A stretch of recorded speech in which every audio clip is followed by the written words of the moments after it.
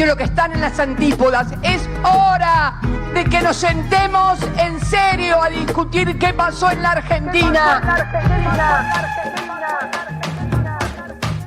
Somos radio. Somos comunidad. Soy de Tierra Santa. Cristina Libre. Me gusta la gente que cuando saluda te aprieta la mano con fuerza y sin dudas. Gracias a vos, a todo el equipo, por hacerme muy feliz siempre. Gracias por hacer el mejor programa de radio por lejos de la Argentina y quizá del mundo. Quizá haya un programa mejor en China, no lo conozco, no lo sé. Un abrazo grande a todos, un abrazo Dani. Larga vida a Siempre Sol.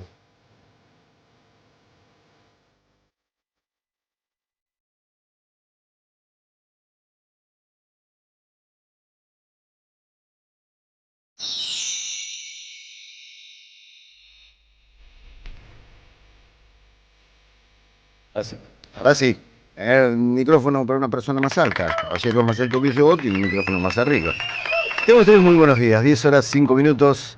Arrancamos siempre hoy, este viernes, en el cual acaba de desencadenarse el apocalipsis, al menos aquí en la capital federal y el AMBA, donde, de repente se hizo de noche. Que es algo que dicen unos cuantos en el gobierno, de repente se hizo de noche. ¿Cómo fue a parar allá? Bueno, días absolutamente intensos. Mirá que Argentina nos tiene acostumbrado a un nivel de intensidad. Estoy releyendo el Estallidos Argentinos del querido Mario Weinfeld. Cómo se lo extraña a Mario. Y recién le decía a Sergio Viñeski que tuviste también el placer, el honor de laburar con él. Al mismo tiempo decís, extrañamos esa pluma, esa mirada, esa comprensión de las cosas. Y al mismo tiempo uno imagina la angustia con que viviría Mario Weinfeld, que lo sentía en la carne todas estas cuestiones. No era un cronista de escritorio, era un tipo que no se perdía una movilización popular por periodista y por ciudadano. Era un tipo que vivía las movilizaciones populares y hubiera tenido un retrato por demás atendible de lo que sucedió esta semana y que forma parte del clima de época que ha cambiado claramente con respecto a las acciones del gobierno, que no hace nada por mejorar el clima de época, ¿no? Vamos a estar desarrollando un poquitito eso en la medida de lo posible y en la medida del tiempo, porque la verdad que es una andanada de cosas que pasan todo el tiempo que te hace difícil sintetizar. Primero, permítame un apunte personal, quiero saludar muy especialmente a una persona, no nos escucha todos los días, nos escucha de vez en cuando, pero tiene amigas que escuchan este programa y le cuentan cosas, así que las amigas le van a decir a Mike Urasi que le deseo un muy feliz cumpleaños en el día de hoy. Hoy vamos a estar yendo a La Plata, que hay un acto... Es mi suegra. Hoy vamos a estar yendo a La Plata, hay un acto... así, que cobra más importancia. Hay un acto por la masacre de La Plata. Hoy, después les tiro los datos por si se quieren acercar y vamos a ir allá a homenajear a los caídos, unos de tantos caídos por la dictadura militar. Buenos días, compañeros. Buenos días, Emilia Raciati. Buenos días, ¿cómo les va? Yo quiero decir que estoy muy contenta porque este programa viene hoy una de mis bandas favoritas. Sí, claro. Así que... la vamos a pasar muy bien. Viene la Chicana hoy, que saca un disco en vivo ahora dentro de poco. Y siempre es un placer hablar con Lola Solá y Acho Stoll, que van a estar acá. Y por ahí vienen con la guitarrita, por ahí tenemos un momento musical que se verá por las pantallas. Voy prendiendo el fuego, ¿no? ¿Qué fuego? Ojo, que fuego prendido ya. Viene Bulli para una parrilla. González, claro. ¿Cómo estamos? ¿Todo bien? Buenos días, ¿cómo le va? ¿Todo bien? Sobreviví a una quemadura de mate. Sí, fue terrible, yo lo vi. Me estaba contando Valentina un muy buen chisme y me desconcentré y ahí me... Sí, como una manguera se le cayó el termo.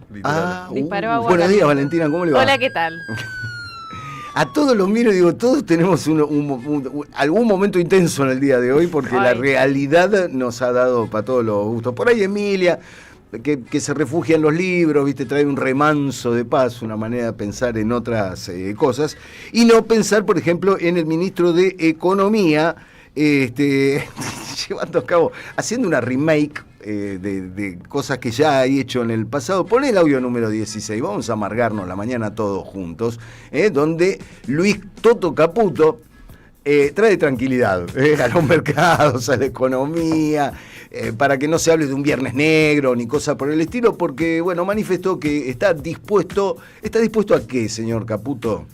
es una situación, como digo, rara porque los mercados y la gente claramente ven la política, se asustan y reaccionan en consecuencia, y como típicamente se reacciona en Argentina, sin tanto análisis de lo fundamental, sino de decir, uy, bueno, dado este lío, me tengo que cubrir o algo. Entonces, un poco, ¿cuál es el mensaje? Contarles en qué estamos, porque hay algunos que entonces que empiezan ya enseguida con propuestas y no, entonces tienen que hacer esto, lo otro.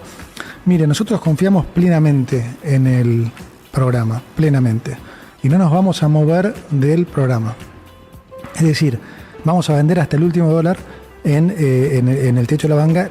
El programa se diseñó así y está hecho para que los dólares, tanto del central como los que hemos comprado, esos dólares sirvan para defender el techo de la banda. ¿El plan se diseñó así, Valentina? Y se están ¿Vamos a vender todos absolutamente los todos los dólares? ¿El plan estaba diseñado para quedarse sin reserva dentro del plan? Es muy importante pensar que todavía quedan 25 días hacia las elecciones del 26 de octubre, es decir, 25 ruedas cambiarias, en las cuales van a tener que seguir vendiendo dólares para intervenir el tipo de cambio oficial. Uh-huh. En el día de ayer vendieron 387 millones de dólares, vendió el gobierno. Para más los 53 del día anterior, ¿no? Más los 53 del día anterior, entonces si uno calcula que van a este ritmo, no llegarían. Ahora, si venden hasta el último dólar, ¿qué pasa? Bueno, se quedan sin reservas y ahí empieza un gran problema, porque dentro de estos meses tienen vencimientos tanto de capital como de intereses, como de bonos que tienen que pagarle a los bonistas, a todos los que confiaron y entraron en el modelo económico de Caputo. Y ya se les están quemando los dólares. ¿Se acuerdan cuando decían, bueno, pero no van a usar los dólares del fondo? Los dólares son fungibles. Una vez que entran ahí, nadie sabe si son del fondo, si son del tesoro, si son del swap con China. Se está quemando todos los papeles, e incluso cuando el Fondo Monetario les había dicho, ustedes no pueden utilizar ni un solo dólar para intervenir el tipo de cambio. Bueno, están rompiendo un poco toda la regulación, los estatutos, todo lo que se había firmado. Sus propios papeles. Su propia teoría monetaria. Tiene un nombre, ¿no? Esto de quemar los dólares de todos los argentinos para ganar una elección, ¿no? Creo que empieza con P y termina con obulismo o populismo, ¿no? Pues es lo que estarían diciendo del otro lado, me imagino perfectamente. Sí. Igual que sorpresa Toto Caputo haciendo esto, ¿no? No lo vimos nunca lo viéramos. ¿Cuándo lo vimos? No la vimos venir, no, de ningún modo. Era impredecible. Bueno, digo, esto fue una participación no fue una conferencia de prensa, fue una participación en uno de los streamings amigos, ¿no? En el stream que se llama Las Tres Anclas. El clip con el que abrió Las Tres Anclas, ¿quién lo compartió anoche en Twitter? Están completamente desquiciados. Sí, ¿no? Siempre que va Caputo lo recibe con ese clip. Es la quinta nota que da Las Tres Anclas en 6 semanas. Ah, listo. O sea, casi está un paso de ser columnista Toto Caputo del streaming, carajo. Bueno, muy, muy tranquilizado. Mientras tanto, el riesgo país El riesgo país llegó ayer a los 1.317 puntos. Es decir, muy por encima de lo que sería un país normal. Vos, para refinanciar tu deuda, para pagar los bonos y para sostener un nivel promedio de acceso a los mercados de capitales, deberías tener un riesgo país cercano a 350 puntos como un exceso. Hoy Argentina los tiene en 1.317 puntos. Es decir, Argentina, potencia, somos los número uno, ¿no? Exactamente, digo, ayer lo dije en este programa, pero, o sea, ni el tranza del barrio te fía con un riesgo país de 1.317 ¿Por qué siempre puntos? pones ese ejemplo, no? Es imposible. Porque o sea, el tranza nadie tiene códigos. Claro, digo, nadie te va a prestar no vas a comparar con 1.300 puntos de riesgo país. Entonces, es muy difícil pensar que el gobierno puede refinanciar o rolear los vencimientos de deuda que tiene de acá a los próximos 8 meses, 19.000 millones de dólares. Tiene que pagar, que claramente no los tiene. No los tiene, ¿no? Entonces, ¿qué se hace cuando no los tenés? Bueno, roleás, refinanciás para adelante. Ahora ni siquiera podés refinanciar o rolear para adelante, porque con un riesgo país, básicamente lo que muestra el riesgo país es cuán caro te va a salir refinanciar la deuda. O sea, es imposible.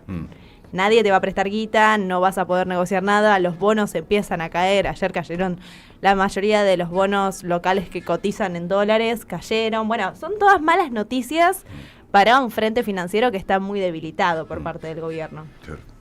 Y todo esto en el contexto de ayer se levantó el secreto de sumario, ¿no? Porque todo es esta tormenta gigante que está sobre el AMBA es una tormenta similar a la que está afrontando el gobierno, ¿no? Se levantó el secreto de sumario y Cerimedo certificó bajo juramento todo lo que se escucha. Ya los audios, lo dijimos el otro día, los audios empiezan a ser una anécdota, ¿no? O sea, aunque pidan la nulidad, se abrió un camino que me parece va más allá de cómo se registraron los audios. Empiezan a aparecer los papeles y las declaraciones. Te comes un gol, te empiezan a llegar todo. De repente, bueno, van en esa línea.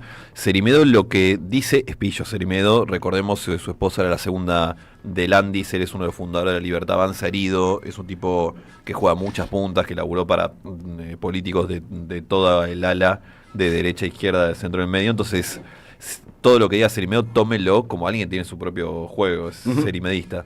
Dicho eso, y de hecho recordemos que llega a declarar porque va a entrevistas a decir que Spaniolo le había contado lo mismo, dice los audios, que un tipo con la calle Cerimedo sabe que si dice eso en un medio va a terminar citado, o sea, fue un autopase, ¿no? Si se quiere. Dicho eso, él lo que cuenta es que todo lo que dice Spaniolo en los audios es cierto. O sea, no sé si hay grandes novedades ahí, más allá de... perdón, no es cierto, que se lo dijo a él también. Le da validez en ese sentido. O sea, esto a mí también me lo contó Spaniolo. Y también dice, y se lo contó al presidente. Que no es menor, ¿eh? Y me dijo que se lo contó al presidente. Yo creo también él está buscando la manera de no tener líos judiciales, Cerimedo, y quedarse en... Yo hablé de esto con Spaniolo, que no es algo que te lo pueda desmentir ni mucho menos. Recordemos que Spaniolo está convencido, y lo dice, que fue Cerimedo el que lo grabó y que filtró los audios. Es interesante de lo que dice Cerimedo en la justicia, que pone el rol y la importancia del ULMN muy gráfico. Eso me pareció lo más novedoso en cuanto a lo que salió de la declaración de Cerimedo, ¿no? Que cuenta que quiso ir a un acto presidencial y con el que tenía que negociar las entradas, y de hecho que finalmente no pudo ir, era Lule Menem, lo que te habla de la importancia de la mano derecha de Karina. Después vamos a hablar, ayer hubo novedades, Milei puso a Pilar Ramírez al frente de la campaña, una cosa muy cosmética, y sigue Lule Menem dando vueltas ahí. Bueno, Cerimedo me hace acordar eso, de la importancia que tiene Lule Menem, pero sí, son malas noticias. Recién pensaba que lo de Riesgo País, ayer veía los números de agosto hasta acá y se duplicó Riesgo País, el dólar también aumentó 250 pesos, o sea, los últimos 2 meses son dramáticos. El dólar ahí está 1.515 1.500. ¡Winnie! No, Déjala, Winnie. Claro, pobre. Está todavía descansando. Ayer te hice caso, Juan, y me fui a leer la nota esa que posteaste, los avisos que no vimos. Nada nuevo porque leí tu libro, pero es muy fuerte volver a leer esa nota de 2022 contando el rol del jefe de Karina y de cómo el jefe y su subordinado Javier Milei dejaron muchos heridos en el camino, ¿no? Esto es lo que le ha faltado de estrategia al gobierno, entender que si vos dejás lastimados en el camino, esos lastimados en algún momento te van a responder, ¿no? O esa frase de tener cuidado cuando subís, porque no pises a nadie que después te tengas que cruzar cuando bajás, ¿no? Sabes que yo también me volví a leer la nota, no me acordaba. Ayer posteé en las redes, la pueden buscar, también la pueden googlear, una nota de junio de 2022, una etapa de noticias, que era la primera vez que Karina llegaba a un medio nacional, la mujer que controla a Milei. Se contaban muchas cosas que ahora, bueno, la hemos visto caminar un poco más, el esoterismo, cómo ella tenía una pulsión por el control del espacio y de la caja, cómo iba echando todo el tiempo a la gente, cómo pretendía tener un rol monopólico en el espacio, a raíz del rol monopólico que siempre tuvo en la vida de Milei. Algo que no conté ayer en la red, lo cuento acá, es que ese fue el quiebre definitivo de la relación de Milei y Perfil y Noticias. Claro, que ya no lo quería mucho porque ustedes destaparon lo de los plagios. Exacto, pero eso te habla un poco también de la cabeza de Milei, porque en el Loco lo cuento, que Milei, cuando salta de los plagios, mucha bola él no le da, porque él está convencido como anarcocapitalista de que no existe la propiedad intelectual. Claro. Una cosa rara que toda su campaña le aconseja no decir en público. Es comunista eso. Es rarísimo, una vuelta muy rara, pero el tipo está convencido convencido. De hecho, él lo quería decir eso en público como defensa cuando salta lo de los plagios. Y lo aconsejan que no, porque claro, vos podés decir lo que quieras, pero la ley dice una La cosa. propiedad intelectual existe, Exacto. ley 11723. Exactamente, entonces eso como que tanto no le molestó, pero sí en la etapa de Karina, que también te habla de la cabeza de Milei, ¿no? Lo que estamos viendo ahora en estas horas de gobierno, donde se niega a llevarle la contra a la hermana, pero bueno, ahí la pueden buscar. Muy bien. Bueno, hay varios temas. Si querés, profe, ¿de qué vamos a estar hablando en el día de la fecha? Bueno, hoy se cumple un aniversario de la muerte de John William Cook y voy a contar un poco esa vida, esa biografía, por supuesto, reducido a lo que es una columna, pero es impresionante todo lo que ha ocurrido con ese hombre y cómo el peronismo siempre ha dado una vertiente, podríamos decir, de izquierda, una vertiente más radicalizada que las otras. Viene de una tradición muy antigua y creo que John William Cook es uno de los primeros que transita por ahí. Señora Emilia Raciati. Vamos a hablar de la fotografía, porque el domingo es el día de la primavera, el día del estudiante y el día de la fotografía en la cierto. Argentina, porque se conmemora por la llegada del primer daguerrotipo a América Latina. Ajá. Así que traje novelas y libros sobre historias de fotografía. Por ejemplo, ¿ustedes saben que fue el primer político que sonrió en una foto en la Argentina? ¿Quién que fue? cambió, que sacó foto en... Seguro que el profe lo sabe. López Remera manga Murphy. corta. No, por suerte no. Los muñecos Se de López rieron Murphy. otros. ¿Ustedes vieron el muñeco de López Murphy en Zunga, señor? Por suerte no. ¿Quién fue el primero que...? No lo sé eso. Señor. Juan Domingo Perón. Me estás jodiendo. Juan Claro. Domingo Perón fue el primer político de la Argentina que sonrió en una foto. Mirá vos. Así que Tenía que ser él. Sonrisa tenía que ser él. gardeliana. Cambió cómo, hay libros que cuentan cómo el peronismo cambió no solamente la vida política argentina, sino la forma también de generar fotografías desde la política.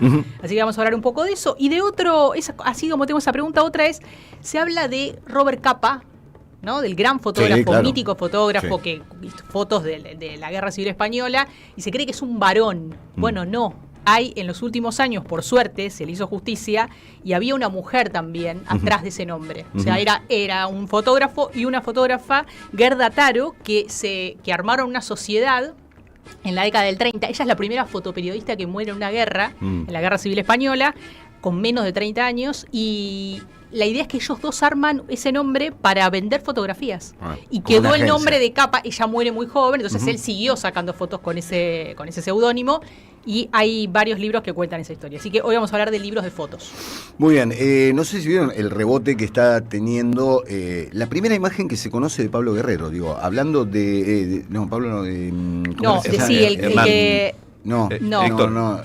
creo que es te digo Héctor quién es. Guerrero. Héctor Guerrero. Pablo es Pablo Grillo, Pablo, que todavía, es el que le disparó a Pablo todavía, Grillo. carga con las secuelas graves de salud por el disparo que realizó con un cartucho de gas lacrimógeno.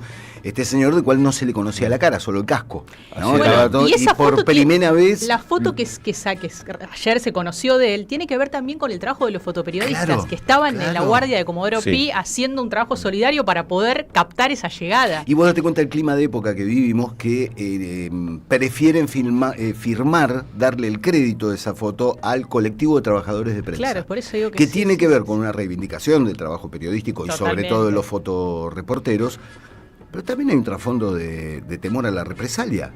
Este gobierno, claramente toma represalias con aquello que no le gusta o con todo tipo de expresión contraria a su concepto de la libertad. Entonces me parece que está por los dos lados. Y con los fotoperiodistas en Y especial. con los se les apunta con especial Total. saña a los fotoreporteros en las últimas marchas de los miércoles, previa a esta multitudinaria en la cual no hubo protocolo antipiquetes, hubo un piquete policial alrededor del Congreso, pero evidentemente hubo una orden de apuntar sí. a los fotoreporteros. Ayer hablé con Mati Balieto, un gran fotoperiodista, y me contó la trastienda de agarrarlo a Guerrero. Fue muy impresionante, claro, porque piensan que la única foto de Guerrero que teníamos era un tipo totalmente vestido de gendarme. Entonces, Claro. y como Europi entran 100 personas a la vez todo el tiempo. Entonces se separaron en todas las entradas. Al único que tenían identificado era al abogado que suele mandar Burrich a defender a gendarmes o policías que asesinaron gente o que intentaron. Antes de condecorarlos, ¿no? Exacto, de hecho lo enganchan a Guerrero porque ven entrando al abogado que defendió a Chocobar. Y uno sabía, dice, che, este es el que defendió a Claro. Chocobar y después lo ven saliendo con este tipo que le hace la foto y pues resulta ser Guerrero, pero un gran laburo. Esto que han hecho. tiene una importancia enorme, porque un gendarme ahora lo va a pensar 2 veces antes de hacer lo Yo que... no sé. Pero si queda pegado, Yo no sé. porque lo que están sintiendo algunos gendarmes es que los están dejando solos. Además en de este momento cobrar- Burley se está retirando. Además de cobrar salarios tan de hambre como cualquier otro ciudadano, ¿no? O sea, Trabajadores contra trabajadores. Claro, te pagan miseria para balear a la cabeza a los fotorreporteros. Gran negocio estás haciendo. Ahora, uno no quiere ser lombrosiano, pero la carita de Guerrero, ¿no? Todos somos un poco lombros. La carita de Guerrero, ¿no? Lo ves y decís, claro, ahora entendí todo. Bueno, mientras tanto, está empezando a develarse que el Instituto del Cine va a desactivar por completo ya Cine.ar y Cine.ar Play. Las dos. Se les está comunicando a los pocos empleados que quedaban en esas excelentes plataformas que existían en la Argentina que chau chicos, váyanse porque esto no va más. Tratarán de vender la plataforma o lo que sea. Claro, la pregunta es qué van a hacer con ese archivo, ¿no? Con todas esas películas, ¿qué les cortos, importa? materiales que hay en esa página. Claramente. ¿Cómo que la van a comercializar o se va a tener que pagar para acceder a eso?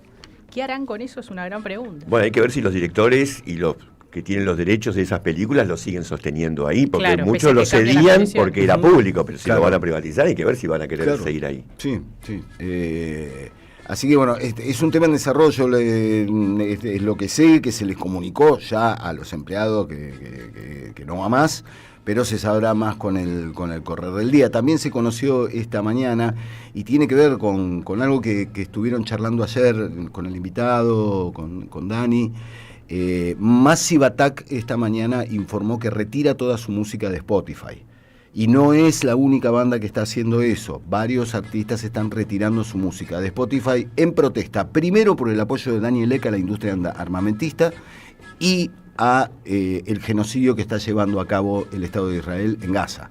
Y segundo por el modelo de negocios de Spotify, pero ponen al frente esta cuestión de no dar... De hecho, Massive Attack pidió a su sello que retire su música de todas las plataformas que estén operando en Israel.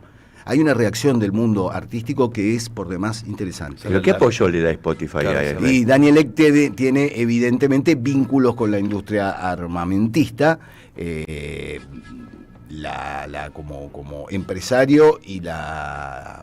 A ver, espera, dice que sumarse al boicot contra el servicio de streaming por los vínculos del CEO de la plataforma Daniel Ek con la industria armamentista.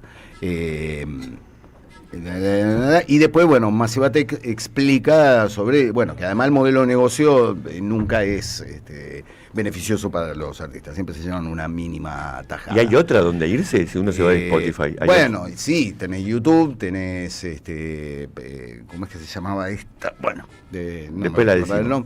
No, hay una que es más específica, justo en el momento en que Spotify estaba anunciando que a partir de ahora sus archivos, o dentro de poco en algunos países, van a estar en formato lossless, que es el formato más... es un mejor formato de audio. Spotify estaba muy tirado a eso, pero está saltando una reacción.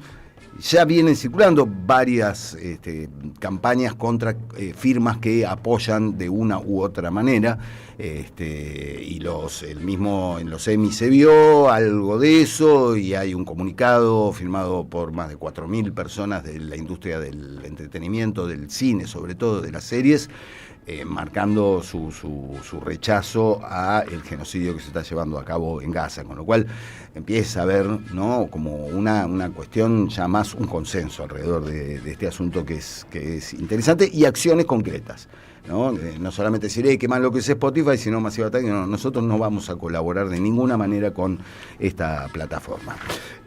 Valentina, metámonos en la letra chica de todo lo que está sucediendo. Despacito, por algún favor. panorama, 1509, 1454, 1515, todos números que no estaban en los papeles supuestamente hace un tiempito nomás, ¿no? Bueno, el dólar oficial está en 1515. ¿El oficial está en 1515? Se parece que va a abrir así, en media hora debería empezar a abrir, pero No te la ahora pierdas, están campeón. vendiendo dólar a 1515. Después tenemos el riesgo país que está en 1.454 puntos. Yo les dije ayer cerré en 1.300, me quedé cortísima para como abrió hoy. 1.454 puntos. Empiezan a darle muy rojo todos los números importantes para el frente financiero, que es el gran baluarte que sostiene el gobierno, ¿no? Principalmente, a ver, ¿qué pasa? Hagamos un repaso de lo que estuvo sucediendo en estos últimos días. Esto empieza unas semanas atrás, cuando Pablo Quirno, secretario de Finanzas, sale a comunicar por el canal oficial de comunicación del gobierno, que es la cuenta de Twitter de los funcionarios, que a partir de ese momento el Tesoro Nacional iba a empezar a intervenir en el valor del dólar. Es decir, ya no era solo vía el Banco Central, sino que también ahora el Tesoro cumplía un poco la función del Banco Central. Acá Cavallo le dice, che, vos hiciste campaña diciendo que ibas a cerrar el Banco Central y creaste un Banco Central paralelo. Es decir, se te están quemando tus propios papeles, tus propias promesas de campaña o tu propia teoría económica y monetaria.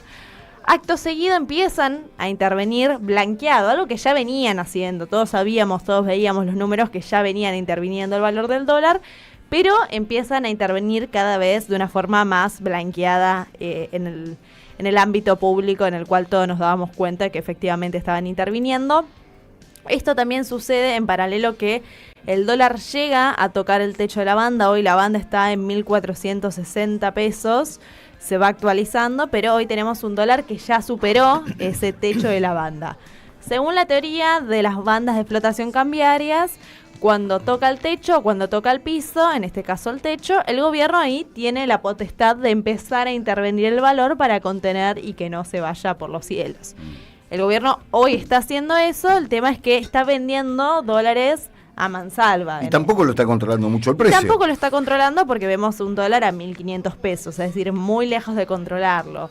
Empieza la semana vendiendo 53 millones de dólares. En el día de ayer vendió 387 millones de dólares, o sea, un número enorme para la cantidad de reservas, la cantidad de dólares que tiene el Banco Central, que si nosotros damos esa cuenta en términos reales, es decir, si sacamos los dólares del swap de China, si sacamos los dólares que tienen de créditos bilaterales y un montón de agregados macroeconómicos, las reservas netas nos dan en negativa y encima se queman los dólares con una gran velocidad.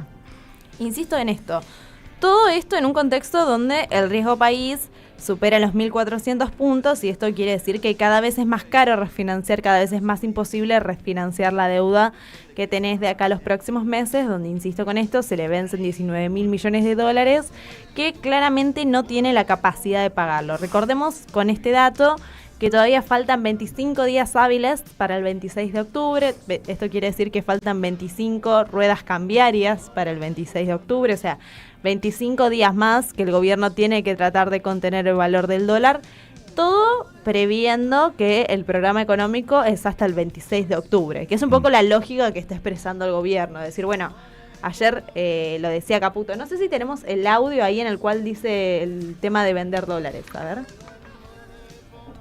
Programa, plenamente. Y no nos vamos a mover del programa. Es decir, vamos a vender hasta el último dólar en el techo de la banda. El programa se diseñó así y está hecho para que los dólares, tanto del central como los que hemos comprado, esos dólares sirvan para defender el techo de la banda. Son por el lado de la gente que tiene bonos, porque dicen, bueno, pero ¿qué va a pasar con nosotros? Vienen los vencimientos de enero, ¿cómo nos van a pagar eso? De la misma manera que les contamos que el presidente nos había prevenido de que iba a haber ataques de este tipo y que tomamos las decisiones monetarias que se tomaron en ese momento, que creo que hoy a la postre está claro que tuvieron sus beneficios, porque imagínense esta situación política con 16 o 18 o 20 billones de pesos venciendo todos los días. Probablemente hubiera sido diferente la historia, pero de la misma manera que prevíamos eso, también suponíamos que en enero no íbamos a tener refinanciamiento. Entonces, la realidad es que desde hace 2 o 3 meses que estamos trabajando ¿sí? Para poder garantizar el pago de los vencimientos de los bonos de enero. Y más lejos aún, lo que vamos a hacer, a buscar hacer, es garantizar no solo los pagos del vencimiento de enero, sino los de julio del año que viene también. Y estamos trabajando en eso y no lo anunciamos porque no lo tenemos concretado. Y a nosotros, hasta que no concretamos las cosas, no las anunciamos. Como no anunciamos lo del fondo, como nunca dijimos que en realidad lo que le estábamos pidiendo eran 20, nosotros solo anunciamos cosas cuando las concretamos. Es ¿Qué extraordinario. está diciendo acá Es Caputa en el extraordinario. último? Yo no voy a anunciar mi libro. En el No último, tengo la más puta idea en de el lo que último vamos a clip hacer. dice, che, ¿vieron los bonistas que entraron en mi negocio del carry trade que yo les aseguré que les íbamos a pagar? Bueno, no está concretado. Pero que estamos les vamos trabajando. a pagar. Pero estamos trabajando. O sea, le está diciendo a los tipos que apostaron al modelo económico, no sé si les tengo la guita para pagarle los bonos, que en realidad no la tiene. Vale, No, y claro. lo que hice con el precio del dólar solo incentiva que se siga pateando dólares, porque si, o sea, nadie cree que este sea el precio del dólar, Exacto. evidentemente, porque lo estás Total. conteniendo artificialmente y vos decís, voy a vender todos los dólares para mantener este precio de digo, bueno, lo quemo ahora porque cuando Sí, pase el sí. tiempo esto se va... Exacto, digo, no desincentiva, sino que de alguna forma dice, bueno, compra campeón. Digo, es el mismo ministro que hace un mes dijo, si el dólar te parece que está barato, anda ahí, compra, No te la gastalo y demás. Bueno, hoy está diciendo, ¿Cómo che, se nota que no son de él, no, estos dólares? ¿cómo se nota? No, siempre con plata ajena. Pero siempre cada con vez son plata más ajena. de él, ¿eh? Lo suyo está garantizado. Pero ¿qué le podemos reprochar a un tipo que ya hizo esto y ahí lo tenés de vuelta de funcionario? El problema es que los delincuentes económicos de la Argentina no pagan por sus delitos. De hecho, Si es tenés a bastante igual, ¿no? Sturzenegger y Caputo en el gobierno, como Patricia Bullrich, que todavía nos sigue diciendo que Maldonado se ahogó, cuando no pagan consecuencias vuelven a seguir haciendo lo que Exacto. hicieron siempre. Y es muy interesante porque, digo, esto muestra también la debilidad, la inconsistencia del programa económico en el cual el ministro de Economía sale en un stream a decir, bueno, voy a vender todos los dólares que tenga para que sostener el tipo de cambio y después los bonistas, bueno, no sé si les puedo pagar los bonos que se les vencen en enero, no sé si tenemos la guita asegurada. No lo tenemos concretado. Exactamente. Valen, ¿qué tan igual es esto a lo del al Caputo 2018? Es muy parecido, pero la diferencia es que el Caputo del 2018 tenía más margen para jugar. ¿Por qué? Porque ellos van al fondo cuando se le queman todos los papeles, cuando se les cierra el acceso al mercado de capitales, y el fondo en ese momento cumple su función de ser el prestamista de última instancia. Es decir, agotás todos los canales que tenés previos y después recién ahí vas al fondo. Ahora quemaron todo eso a una velocidad muy grande. Digo, a los primeros que les fueron a pedir guita fue al fondo. Entonces, una vez que vas al fondo, después no podés volver para atrás y ir a pedirle a tu primo o tu hermano, ¿no? Digo, el último tirito que le Es lo queda... mismo, más rápido. Exactamente. Donald. El último tirito que les queda es que el Tesoro de Estados Unidos les dé un crédito que sería básicamente Donald Trump girándole guita explícitamente a Javier Milei Que para no está dándole contener... mucha bola a Trump. Sobre todo eso, digo, no está sucediendo, digo, ya viajó como, no sé, 45 veces a Estados Unidos y nunca logró conseguir esa reunión bilateral, solo logró conseguir algunas fotos así como medio cholulaje. Acuérdense la última que fue tipo Bebé Reno, le cayó a Bebé la Reno. casa y no estaba. Hay un, O sea, fue a la casa de Trump Sí. y el chabón no se lo cruzó ni en un pasillo para sacarse una foto. hay una escena de Fantasma del Paraíso de Brian De Palma en la cual Winslow Leach, el compositor al cual están estafando, llega a la gran compañía discográfica de Swan, le dice su nombre y la chica mira todo el fichero así y dice Winslow Leach, no recibirlo nunca. Tengo la sensación de que hay una ficha similar en la Casa Javier Blanca. Milei. Sí, bueno, digo, eso está bastante complicado. La última vez que pasó esto, que el Tesoro de Estados Unidos le dio un crédito a Argentina de forma directa, fue en los 90. Spoiler, alert, ¿no? ¿Cómo terminó? Así que, digo, ese es el último tirito que les queda. Entonces, cuando uno compara, bueno, el Caputo y su Perfo en 2018 y el Caputo y su Perfo en 2026... 2025, bueno, tenía más margen en el 2018 para jugar. Ahora se le dio vuelta hasta JP Morgan, digo, sus propios amigos dejaron de confiar, lo veíamos ayer, el viceministro de Economía, Cotani, diciendo, a mí me mandó Caputo a explicarle al fondo que íbamos a dolarizar sin dólares y ni yo entendía Esa cómo lo entrevista íbamos es a hacer. antológica, la escuché, Esa es es una espectacular. entrevista fantástica porque es el viceministro de Economía, o sea, la mano derecha de Caputo, diciendo, che, a mí me mandó a negociar con el fondo, a decirle que íbamos a dolarizar sin dólares, pero ni yo lo podía entender para explicárselo a ellos. Eso es espectacular O sea, porque Eso literal, aparte, hace ¿no? 2 Que- años... Y no es un cuca el que lo dice, ¿no? Porque te hablan todo el tiempo del riesgo cuca. Pero No. hace 2 años que venimos escuchando a especialistas macroeconomistas que te explican todo y resulta que el tipo este está diciendo nunca entendí nada, es un plan quimérico. O sea, dijo literalmente, es un plan quimérico e impracticable. Que lo que no lo dice así, pero el subtexto es Caputo se lo vendió a Milei y Milei porque compró porque, bueno, es así el jabo. Los genios de la economía, ¿no? Sí, esto lo dijo Cotani, que fue el viceministro en la gran parte de la gestión de lo que viene siendo ahora de Javier Milei, de Caputo. Igual lo peor ya pasó. Claro, Igual lo sí. peor ya pasó. Hay una cuestión importante que tiene que ver con lo que está pasando en las últimas horas, donde Santiago Caputo salió a jugar, no solo Luis Caputo, y envió un emisario a Nueva York, a la City, a pedir un poquito de plata, a empezar a, decir, che, nos queda solo el tesoro, mandó un pibardo ahí a que vaya a negociar por él. Asilo Caputo, en político. paralelo, recibió a un grupo de ¿Sabemos fondos a quién? extranjeros. No sabemos a quién. Ok. Dato para averiguar. Dale. Caputo hoy Para lograr. recibe un Agarró el grupo de- teléfono, Juan. Caputo en paralelo hoy recibe un grupo de empresarios extranjeros, estadounidenses, todo negociando que Trump le gire unos dolaritos en un contexto donde los bonos argentinos que cotizan en dólares cayeron un 12% en la jornada de ayer. Esto es una pésima noticia para quienes miran las pantallas, para quienes siguen los indicadores de mercado, porque digo, era el pilar del gobierno tener una economía financiera, una política monetaria estable, y está muy lejos de eso, digo. El programa económico está mostrando inconsistencias en su propia lógica, digo. Y esto es lo más novedoso. Por esto que vemos a Cavallo, a Riazu, digo, todos economistas o diseñadores de una política económica del mal, que hizo mucho daño, salir a decir, che, esto no va a funcionar. Digo, no es Cristina que le tuitea, che, Milei, esto no funciona. Digo, es Cavallo quien le dice, Claro. che, esto no va a funcionar. Y ahí empieza a moverse la cuestión, porque son quienes también diseñaron programas económicos para el mal. Pero bueno, en síntesis vamos a ir viendo cómo viene esto y sobre todo qué impacto está teniendo en la economía real. Algo que hablábamos en el día de ayer que tiene que ver con esto. Bueno, siempre se discute, sube el dólar, ¿cuánto tarda esto en moverse a precios? Ya se está Que moviendo. hasta el momento no lo veíamos viendo hasta el día de ayer que salió el dato de la inflación mayorista que dio en el mes de agosto, que dio por encima del 3%, es decir, muy por encima de la inflación del IPC Index. que conocemos normalmente. Eso es todo un dato, digo, estamos hablando de los mayoristas, de los productos que se venden en mayoristas. Si eso crece, toda la cadena después crece. Claro. Entonces Esto, digo, pero ¿cuántas veces lo vimos, no es no, que Valentina? hay un quilombo financiero y esto no nos impacta en la vida Sí. real, sino que nos impacta de forma directa. Vamos a ir viendo cuál sigue siendo la estrategia del gobierno, que parecería ser que no tienen una muy clarificada. Están trabajando. Vos no te Exacto. preocupes, están trabajando. Valentina Castro. La seguridad de tus valores y tu tranquilidad resguardadas en el mejor lugar. Ingot, la empresa líder en servicio de alquiler de cajas de seguridad privadas, cuenta con la más moderna tecnología, mayor seguridad y la mejor atención.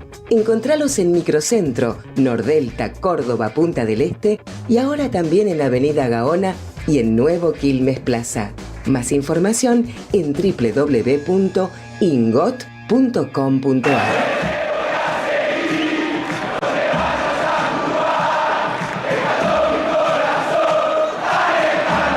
Ayer estuve. La banda, Ayer estuve en la. Ayer fue el Día Patrio de la hermana República de Chile. Se cumple el 18 de septiembre, es el día de su 25 de mayo, digamos, ¿no? Y fui invitado por la gente, le agradezco a Héctor Garrido, encargado de prensa y de cultura de la embajada. Me invitó a la celebración, fui, porque, tuve una relación con ella. Pero trataba de pescar pedacitos de diálogos, ¿no? Porque era mucha gente, es una invitación formal de la embajada por su Día Patrio, mucho militar chileno y estadounidense. Escuché muchos diálogos en inglés. Estuvo Guillermo Franco. Guillermo Franco hizo un acto de presencia nada más, no dijo ni una palabra, estuvo ahí y se retiró. Pero trataba de pescar, ¿no? Y escuchaba pedacitos de diálogo, pero queda feo, ¿viste? Quedarse así escuchando de alguna referencia a este mar de fondo que está teniendo el gobierno argentino. También me llamó mucho la atención el embajador chileno en Argentina poniendo más énfasis en la soberanía de nuestro país sobre las Islas Malvinas que el propio gobierno argentino, ¿no? Tuvo una expresión muy firme, el gobierno chileno, el gobierno de Gabriel Boric acompaña la soberanía de Argentina en las Islas Malvinas, y yo comentaba por abajo, bueno, ojalá el gobierno argentino haga lo mismo que Boric, ¿no? Pero había como, ¿no?, un run moderado, porque saben que hay oídos por todos lados en esta clase de eventos de embajada, ¿no? Sí, sin ánimo de ser destituyente, en cualquier mesa del Círculo Rojo, en un evento de este estilo, la pregunta es, ¿qué pasa si el gobierno pierde en octubre? Esa es la verdad. El telón de fondo de esto me parece que están siendo recién optimistas, porque yo me preguntaría qué pasa en los próximos días, ya no el 26 de octubre, viendo esto que está sucediendo. Puede pasar de todo, pero con una elección tan cerca creo que está todo atado a eso y se habla en todos lados. Fíjate también cómo cambió el clima, tiene que también que ver un poco con el país, ¿no? Pero el 4 de julio en la embajada estadounidense fueron todos los gobiernos. Fueron Santiago Caputo, sí, claro. Burrich, Petri, Guillermo Franco. Había alguien más, mencionaron a otro funcionario, pero estaba Francos. Alguna cancillería, imagino. No, dijeron subsecretario de no sé qué. Pero ya te digo, hizo el acto de presencia, pues tenés que estar, si te invitan, ¿no?, a un acto de esta clase.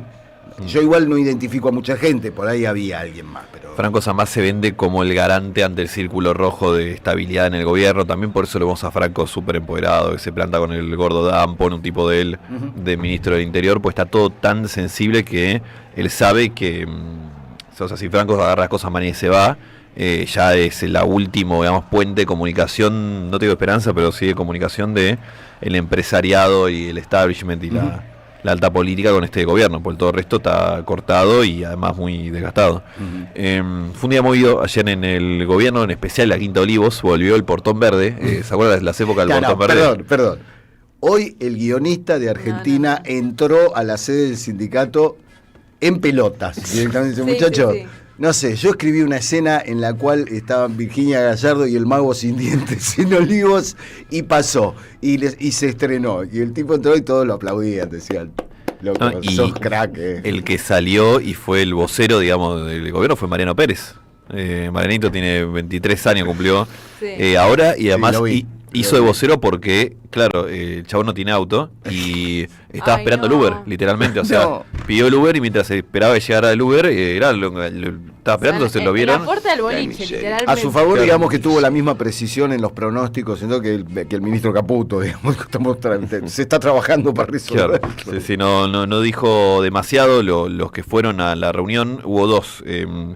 Fueron los presidentes de la Libertad Avanza de todo el país, fueron los candidatos a diputados nacionales de esta elección. Estuvo en la mesa Karina Milei, que con mucha dificultad otra vez habló algo ahí en la reunión. Estuvo Santiago Caputo también que habló, fue rectificado como jefe de la estrategia. Fueron algunos colaboradores del oficialismo, Mariano Pérez, el frustrado cineasta Diego Recalde y algunos más, pero un día intenso en esta cosa novedosa que está teniendo el gobierno. Lo único que se le ocurrió a Milei después de la elección, que no es cambiar demasiado, sino ponerse él al frente. Esta idea que quieren mostrar, ¿no? Está al frente del momento político, la estrategia política, hace política, algo que Milei nunca hizo, recibe a los candidatos en la Quinta de Olivos. Lo más novedoso ahí, lo que nos queda para estos días, y que ahora vamos a desarmar un poco, pues se leyó como un cambio muy importante de la campaña, que pasa a estar en manos, la coordinación efectiva, ¿no?, de la campaña, en manos de Lule Menem, el gran cuestionado de estas últimas horas, semanas, ¿no?, desde que salieron los audios pañuelos, pero ya de antes la interna con Caputo venía. Milei decide, ahí lo cuenta en esta reunión, desplazar a Lule Menem por Pilar Ramírez. Pilar Ramírez es la mano, o sea, primera idea, pasás de la mano izquierda de Karina, que es Lule Menem, a la mano derecha de Karina, que es Pilar Ramírez. O sea, la campaña sigue estando en manos de Karina. Claro, o sea, es un cambio muy cosmético. se vendió como una señal de apertura hacia el caputismo, ¿no? Todo lo que estamos hablando de las reuniones, las mesas, lo que pasó ayer en Olivos, esta decisión de Pilar Ramírez, es Milei, Javier, intentando que Caputo no se vaya del gobierno. Así hay que leerlo, ¿no? La interna está tallada, entonces, como no sabe qué inventar, suma gente a la mesa, intenta un cambio cosmético, tampoco le puede llevar la contra la hermana, ¿no? Está entre esa espada y la pared, y vuela todo en esa sintonía. Pilar Ramírez es la mano derecha de Karina Milei, se conocen en el 2022, si no me falla la memoria, cuando Wasserman, su esposo de Pilar Ramírez, hoy vice el Banco Nación, armaba cenas típicas para juntar empresarios que pasen la gorra para Milei. Aquel día falta un empresario, no me acuerdo quién, y para llenar el lugar la sienta Pilar Ramírez a su esposa al lado de Karina, terminan haciéndose amigas, ambas comparten el gusto por la gastronomía, de hecho así se creció esa amistad entre cocciones de torta y confecciones de... te entendí, astronomía. No, gastronomía. Está bien. No, y además lo de Karina es la astrología, no la astronomía. Claro, es verdad, todo cierto. Sí. Y llegó a ser, más que la mano derecha de Karina Milei, como tenés esa pareja en Buenos Aires que uno puede decir es parejismo, ¿no? Pues metió hasta el chofer de los candidatos y le responden a él, el chofer es literal. Sí. Pilar Ramírez y Darío Wasserman han hecho exactamente lo mismo. Claro. Yo lo escuchaba a Adorni ayer diciendo que cómo habría que financiar, cómo habría que cubrir el financiamiento universitario. Nunca es con impuestos a los ricos, ni nada. Decía, tendríamos que echar a todo. Y cuando dijo que tendrían que echar un montón de empleados del Estado, me lo imaginé preocupado por su familia, ¿no? Que los puso a casi todos. Creo que quedó el sobrinito que todavía no aprobó sexto grado, es el único Adorni que no está en el Estado. Exacto, le mandamos un saludo a Emi Russo, periodista de Clarín, que fue el que descubrió a todos los Adornis en la familia, que ahora no le renovaron la acreditación en la Casa Rosada, ¿no? Como el fotógrafo Brigo, que no lo dejan entrar al Congreso. Exactamente. La libertad avanza, chicos. Exactamente.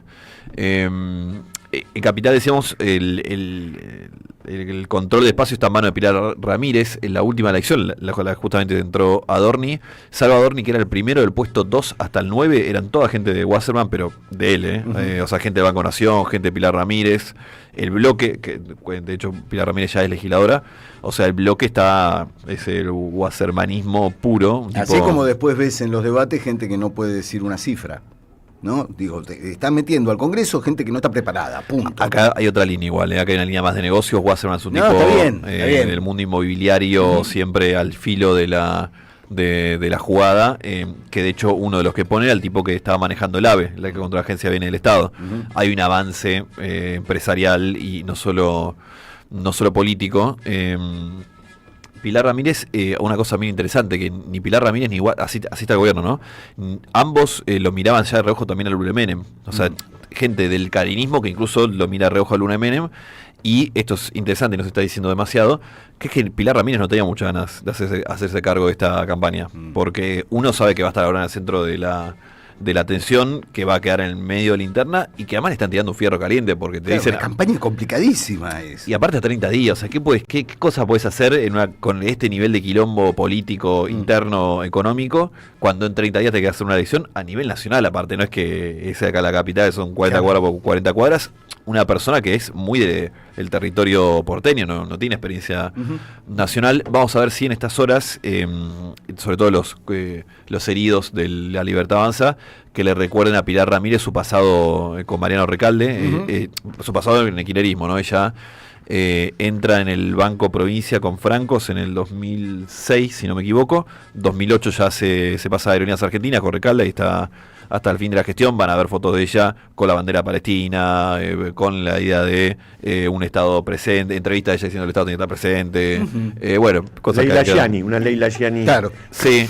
no se trató Pilar, estuvo más pilla ahí, pero van a ver que le van a recordar su pasado de otro lado del mostrador. Además no es un pasado tan lejano, ¿no? No es un pasado tan lejano. Así que así va a ser una persona... perdón, y dato no menor, y esto es muy importante, dicen las malas lenguas, mi información probablemente mala, que después de los audios españoles van a llegar los audios de Pilar Ramírez. Ojo, porque ella es de los que entra en la Libertad Avanza cuando las candidaturas se vendían. Atención, ojo que no aparezcan alguna audio. O sea, hablé con gente, me dijo, tengo los audios de estas mujeres, van a salir. Ya, hay gente que ya los está escuchando. Sí. O sea, te dicen, van a salir, esto de antelación va a Por salir. Spotify pueden salir. Por Spotify, ahí está. Claro, sí. Ahí está. Así que atención, pues eso puede ser otro gran quilombo, O sea, la persona que pusiste al frente de la campaña, Se te incendió de inmediato. después de que el anterior estuviera apuntado por unos Ni la audios. mano derecha ni la izquierda de Karina. Claro, todo con los audios. así Todas que- las manos en las latas. Y además, de acuerdo a las ópticas de ella, una cuca. Alguien que viene del mundo cuca. ¿No? Totalmente, O sea, sí, no le va a cerrar por ningún lado el asunto. Sí, bueno, todos los heridos de la libertad que fueron estos tiempos la acusan fuertemente por eso. Saca la foto de Sisto con ella con la bandera palestina, es un great hits entre el Presto, Dana, toda esa gente, todo el tiempo Claro. te tira la bandera de ella con la bandera de Palestina. Sí, por eso te apuntaba lo que contabas vos en aquella nota y contás en el libro de toda la gente que fueron despreciando y tirando a la banquina. En algún momento te va a cobrar de vuelto. Sí, claro. Sí. Van a quedar callados. Sobre todo cuando ven al gobierno en un momento de extrema debilidad, en el cual se caen todos los supuestos del gobierno.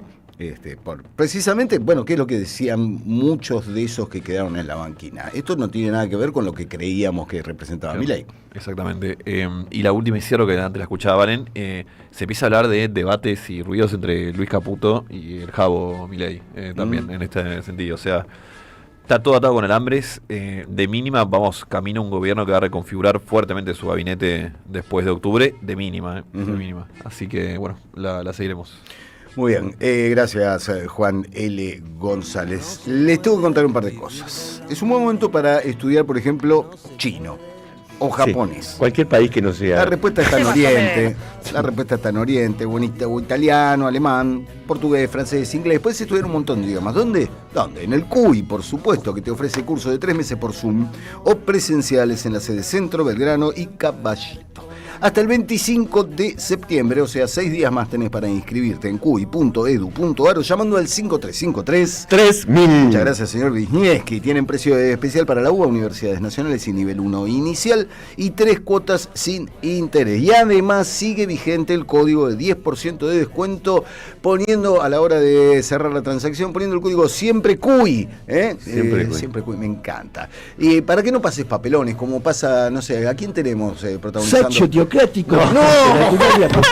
Señor, le rayó el auto al pro. Dijiste papelón y apareció. Dije papelones. Bueno, ¿cómo puedo saber? Bueno, y además, por supuesto, hay que recordarles a todos ustedes que llegó la colección de latas yerba mate compañera. Sí, señor. 4 modelos bien, pero viste que hay ahora la polémica es cómo va a estar tomando mate el gobernador de Buenos Aires. Ya se está agarrando. Flaco, estás rascando. Cualquier cosa. No el fondo de la olla. Pero aparte en la Argentina, o sea, la bebida que toma la gran mayoría de la población. Claro, en todo caso no tomamos mate cuando la yerba se va al quinto infierno. Claro. Y aún así ahorrás para comprarte tu medio kilito de yerba. Sí. Es como un delirio. Bueno, 4 modelos bien peronistas, para que en cada mate te acuerdes de qué lado de la mecha te encontrás. Con yerba orgánica de secado natural Barbacoa, la mejor yerba del país, en sus 4 modelos para que las colecciones, las 4 latas, o elija la que más te guste. Tenés el modelo Perón y Evita, el modelo Néstor y Cristina, el modelo Eve y Juana Azurdo y el modelo Wisniewski, San Martín y Rosas. Y por supuesto los mates bien peronistas. ¿Con qué se acompañan, Silvio? Alfajores Pocho. ¿Te comes uno? ¡Te clavas 8, papá! Por supuesto, alfajores Pocho en sus 4 sabores: chocolate, dulce de leche, chocolate blanco y frutos rojos. Los encontrás en todos los Perón, Palermo, San Telmo, Córdoba, Lanús, Madrid o en la tienda online con envíos a todo el país. Buscalos en Instagram, @Perón Resto Bar. Y cierro esta tanda de recomendaciones diciéndoles a todos ustedes que hay un cacho de Armenia en la esquina de Gurruchaga y Jufré. Ustedes lo saben porque nos escuchan seguido. Saben que allí está Naní, Cocina Armenia, restaurante cocina armenia tradicional con elaboración artesanal en un espacio para compartir la comida típica armenia, la cultura y sobre todo la amistad. De martes a sábados de 20 a 23:30 y de martes a domingos de 12 a 15:30. Tienen allí un montón de delicias que pueden chequear también en Instagram, Naní Cocina Armenia. No vale lambetear la pantalla del celular porque queda feo, sobre todo en lugares públicos. Vamos a hacer una pequeña pausa y volvemos con más. Siempre soy aquí en AM 530. Gracias. Deja tu mensaje en nuestra línea de oyentes de WhatsApp 11 3200 0530. Somos Radio. AM530. En el CUI estudia idiomas con la mejor calidad académica. Inglés, italiano, francés, portugués, alemán, chino y muchos más. Cursos de 3 meses por Zoom. Centro Universitario de Idiomas. Certificados y diplomas UBA. Inscribite en cui.edu.ar o llamando al 53 53 3000. Tigre es modelo de gestión. 180 móviles y más de 2000 cámaras que monitorean las 24 horas. 23 centros de salud, 3 hospitales de diagnóstico y 4 hospitales especializados. Materno-infantil, oftalmológico, odontológico y de hemodinamia. Y pronto, el Hospital Municipal de Alta Complejidad. Tigre, municipio. Este invierno viví unas vacaciones diferentes en lo alto de las sierras de Tandil. En Posta Natural te esperan confort, relax y diversión en un entorno único. Alojamientos de lujo entre la privacidad de nuestros aparts y el servicio exclusivo de nuestro hotel. Spa, piscinas climatizadas y masajes para desconectar del mundo. Deportes y actividades recreativas para toda la familia.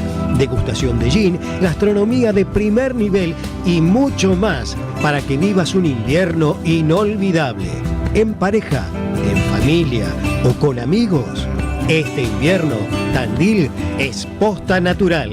Reserva ahora al 2494 3807 39. Más información en postanatural.com.ar.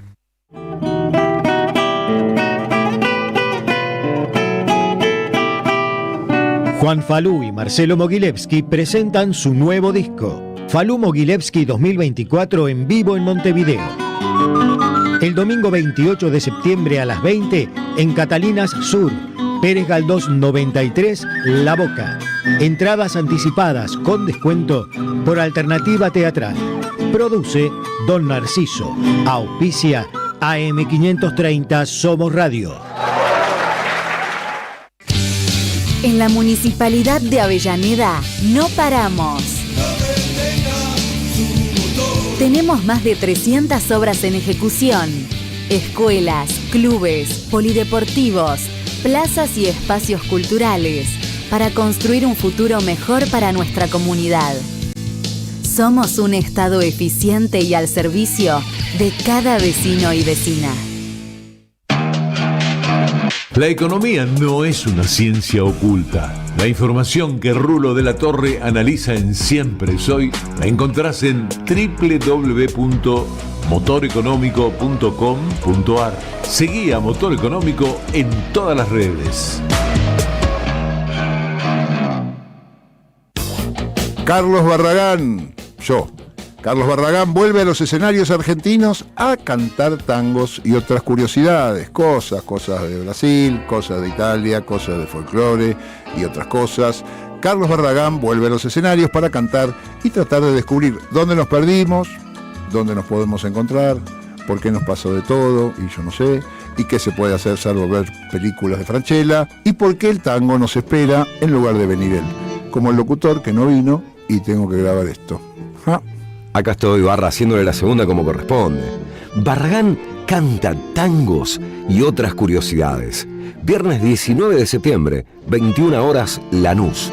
Avenida 9 de Julio, 1999. Perón, Restobar. Entradas en Alternativa Teatral. Las voces se multiplican. Nuestra comunidad se agranda. Hola, mi nombre es Martín Sandoval, vivo en Tigre, en Buenos Aires. Increíble lo que mejoró la radio, antes no se podía escuchar casi. Lo escucho todos los días al programa, todo el día la radio prendida, pero había días que no se escuchaba y ahora increíble. Me puse tan contento hoy a la mañana cuando la aprendí y se escuchaba tan bien. Gracias a la comunidad 530, renovamos nuestra planta transmisora. Más potencia, más llegada. AM530 Somos Radio. A todo el país. Siempre Soy. Subimos la antena.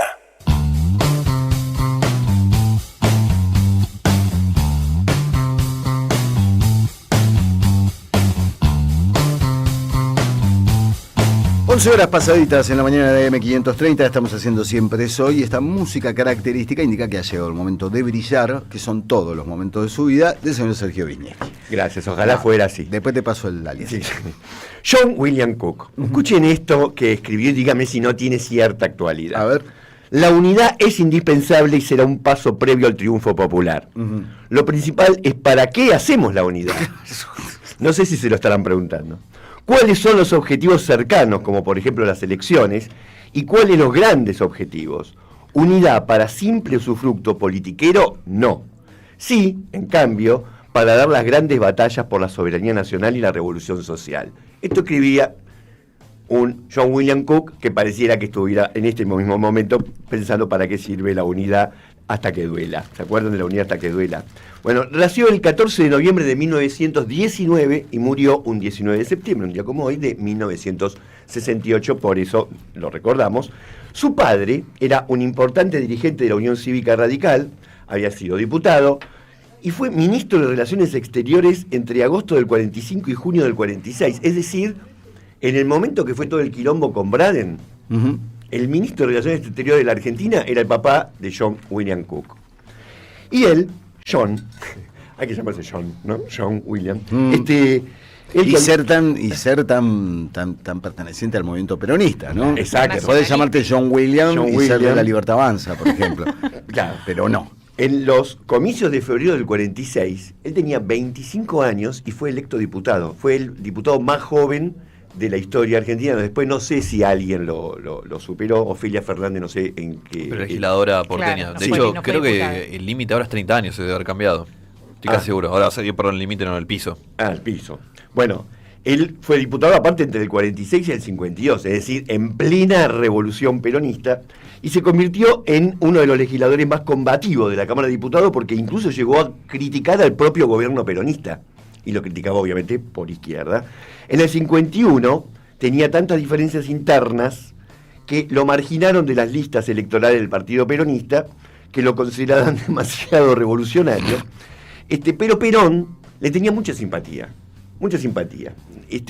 a tal punto que cuando decidieron expropiar el diario La Prensa, que recuerdo que en ese momento era el principal diario del país, y toman la decisión de expropiarlo, le dicen a él que vaya al Congreso y exponga los motivos.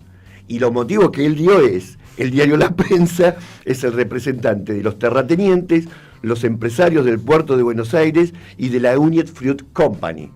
Esto fue tan radicalizado que Raúl Apol, que era el que manejaba toda la comunicación del gobierno peronista, lo acusó de comunista. Porque internas del peronismo Bueno, hubo ese siempre. es el corazón de la figura de Cook, ¿no? Que es un personaje incómodo también para el peronismo. Exacto. Incómodo, pero al mismo tiempo ocupó los lugares más importantes, porque, por ejemplo, a continuación Evita le propone que dirija la revista El Descamisado, y él dice no, porque no quiero seguir una línea, quiero seguir siendo un tipo que opina lo que piensa. Entonces él funda una revista que se llamó De Frente, en la que se presentaba la portada como testigo insobornable de la realidad mundial. Tenía su pretensión. Testigo insobornable de la realidad mundial. Bien. En los artículos que cuestionaba la burocracia sindical. Esto llegó para quedarse, ¿no? En el peronismo. Sí. Criticó algunas decisiones oficiales, por ejemplo el contrato que firmó el peronismo con la Standard Oil de California. Ahí se juntó un poco con Frondizi. Y también fue el representante más importante de la vertiente más radical del peronismo, estos que pensaban que el peronismo será revolucionario o no será. Venían de la mano de él. Después de los bombardeos de 1955, Perón lo convocó y le ofreció la Secretaría de Asuntos Técnicos. ¿Se dan cuenta cómo lo convoca permanentemente? Y Cook le respondió: no es un momento para asuntos técnicos. Es un momento... Corta, vamos, John. John era tremendo. Es un momento para asuntos políticos. Quiero algo más político. Y entonces lo nombran interventor del Partido Peronista de la Capital Federal. Eso sí que es un... ¿Y qué dijo él del peronismo de la Capital Federal? Dijo que era un organismo lleno de corrupción y burocratismo. Ajá. El PJ Capital. Se debía ser amigo fácil en el peronismo. Sí, lo debía querer un montón. Claro. Pero el PJ Capital ya en esa época... Bueno, no Nada digamos que ver con la No, actualidad. nada que ver. No. Claro. Ante la amenaza del golpe militar, él empieza a recorrer sindicatos y unidades básicas y empieza a decirle a la gente que hay que movilizarse y que hay que resistir este golpe que era obvio que se venía, y por lo tanto él es incluso uno de los que empieza a promover la posibilidad de armar a los trabajadores para resistir el golpe. No voy a opinar de cada cosa que digo yo. No, claro. Yo les cuento. Claro. Bien, en septiembre del 55, cuando Perón ya es derrocado, lo meten en cana a John William Cook, lo van a buscar directamente, y fíjense la carta que escribe Perón. Una carta única en este caso. Dice: al doctor John William Cook, Buenos Aires, por la presente autorizo al compañero doctor Don John William Cook, actualmente preso por cumplir con su deber de peronista, para que asuma mi representación en todo acto o acción política. En este concepto su decisión es mi decisión. Lo que él diga o haga es lo que hago yo. En él reconozco al único jefe que tiene mi mandato para presidir la totalidad de las fuerzas peronistas organizadas. Y en caso de fallecimiento, delego en el doctor John William Cook el mando del movimiento Caracas a 2 días de noviembre de 1956. Falta la marcha, Catherine. No. Bueno, nunca a nadie Perón le dio semejante poder del bastón de Mariscal. Uno puede seguir los cambios de Perón según el momento histórico a través de los los representantes que tenía. Me acuerdo el de Lanús, tiene esa famosa frase, no me acuerdo, era el que tenía Perón en la época de Lanús, él dice: lo mandé a, no me acuerdo, de representante mío de Lanús y volvió de... Sí, bueno, algo parecido pasó con Cafiero, que no le confió a Cafiero porque se reunió en privado con Lanús. El 20 de septiembre fue arrestado entonces en la casa del historiador José María Rosa. Eso no sé por qué me cayó simpático. Y son protagonistas John William Cook con Cámpora, con José Antonio, José Espejo, de una fuga de la prisión en la que terminan huyendo a Chile, que es cinematográfica. Algunos de estos se vistieron de mujer, de monja, para más datos, y logran huir, y esto a Perón le dio una alegría enorme porque dejaron en ridículo al gobierno militar, y desde Chile empezó a ejercer como el Comando Superior Peronista, en donde, entre otras cosas, por ejemplo, recibió a Rogelio Frigerio y a Arturo Frondizi y organizaron ese apoyo a Frondizi, que terminó siendo presidente en 1958. Todas esas negociaciones las llevó adelante John William Cook. Pero, llegado el año 59, siendo perseguido, él entraba mucho a la Argentina en forma clandestina. En una de esas entradas fue que también organizó un comando guerrillero, los Uturuncos. Él veía, miren, se estaba radicalizándose. Que fue el primero, ¿no? Si no tengo mala memoria. El primer movimiento guerrillero de la Argentina, pero finalmente perseguido, etcétera, se va a Cuba. Y en Cuba el tipo adhiere completamente a las ideas foquistas de Fidel y el Che Guevara. De hecho, con el Che Guevara tenía un montón de cartas y dialogaban un montón. Y es el que termina defendiendo, porque, por ejemplo, el Partido Comunista no defendía el foquismo de Fidel Castro y el Che Guevara, y John William Cook sí. Y acá es donde empieza a criticar en forma abierta a Perón, reconociéndole la conducción, pero empieza a decir: ¿cómo vas a estar en la España de Franco? Venite a la Cuba de Fidel. Ustedes lo ven a Perón en Cuba de Fidel, se quedó en la España de Franco, pero también, en cierta forma, era un clima de época mundial lo que se estaba radicalizando, no era solamente John William Cook, y él, que nunca pudo formar un movimiento foquista guerrillero, sí tuvo entre sus participantes a los que van a ser en el futuro fundadores de Montoneros. Por ejemplo, estamos hablando de Fernando Abal Medina, junto con Norma Arrostito, se formaron teóricamente e incluso militarmente con Cook, porque mandaron a muchos jóvenes a Cuba para entrenamiento militar, pero también figuró ahí Juan García Elorrio, que fue el que posteriormente editó Cristianismo y Liberación, otra revista que dio que hablar. Cook falleció de cáncer el 19 de septiembre del 68 a los 48 años. Muy joven. Todo esto que contamos pasó increíble. en 48 años en el Hospital de Clínicas acá en la ciudad de Buenos Aires, y quedó, en el recuerdo de todas estas cosas que yo les cuento, como la existencia dentro del peronismo. ¿Vieron cuando viene uno y dice el verdadero peronismo? No sé si les suena a uno que habla del verdadero peronismo. Bueno, el peronómetro. Como decía Perón, hay gente de izquierda, hay gente de derecha, radical y socialista. Peronistas somos todos. Impecable, profesor Sergio Wisniewski. Sí, claro. ¿Cómo no voy a contarles esto? Sí, vamos a contarles a todos ustedes las ofertas que tiene para el bolsillo del trabajador y de la trabajadora la empresa cooperativa de alimentos Soberanos, la cooperativa de 60 familias que trabaja por la soberanía alimentaria en el campo y la ciudad. Atenti. Hoy, viernes de feriazo, en las sedes de ECAS, tenés espárrago. ¿Les gusta el espárrago a ustedes? Sí. Yo no soy muy fan del espárrago, Sí. pero mi compañera sí. 2.500 pesos el paquete de espárrago. No sé, me dirán ustedes, pues yo no soy de comprar espárrago. Uno después va al baño y hay olor a espárrago. Bueno, Opa. no sé si Bueno, necesitábamos tanto ese detalle, profe. Capaz que Preferiría no saberlo eso. Escuchate esta, papa negra, primera calidad, papa negra, 200 pesos el kilo. 200 pesos el Yendo a kilo. comprar. 200 pesos el kilo, menos de medio boleto de colectivo, el Es kilo muy barato. de papa Unas papitas negra. al horno. ¿Cómo? Zanahoria, 990 pesos. Acá dice el atado, pero yo supongo que es el kilo, porque la zanahoria. Pero vi que atada- Vicas te venden el paquete porque te Al- venden las hojas. Ah, ya está. Las ah. te recomiendan el que uses paquete. también las hojas. Las de hojas, la claro, zanahoria. sí, por supuesto. Sí, Como unos perejil o como tarta o como- buñuelos. Ujú. Bueno, 990 pesos también, un precio excepcional. Queso cremoso, 6.500 pesos el kilo. Entre muchas otras ofertas que podés encontrar en los abastos de Serrano 461, Díaz Vélez 3761, Arana 293 y el abasto que recomiendan en particular, que es para conocer, para visitar, para recorrer, muy grande, con muchas ofertas, en La Matanza, en Monseñor Bufano 2201. No me quiero olvidar de contar, de repasarles esto. Hoy, 19 de septiembre, a las 17 horas, se va a realizar un acto de homenaje a las víctimas de la masacre de La Plata, masacre que tuvo lugar antes del golpe de Estado, en el cual tuvo que ver la AAA, 8 militantes del Partido Socialista de los Trabajadores que fueron asesinados el 4 y 5 de septiembre de 1975. Se hace un acto, 50 años pidiendo justicia.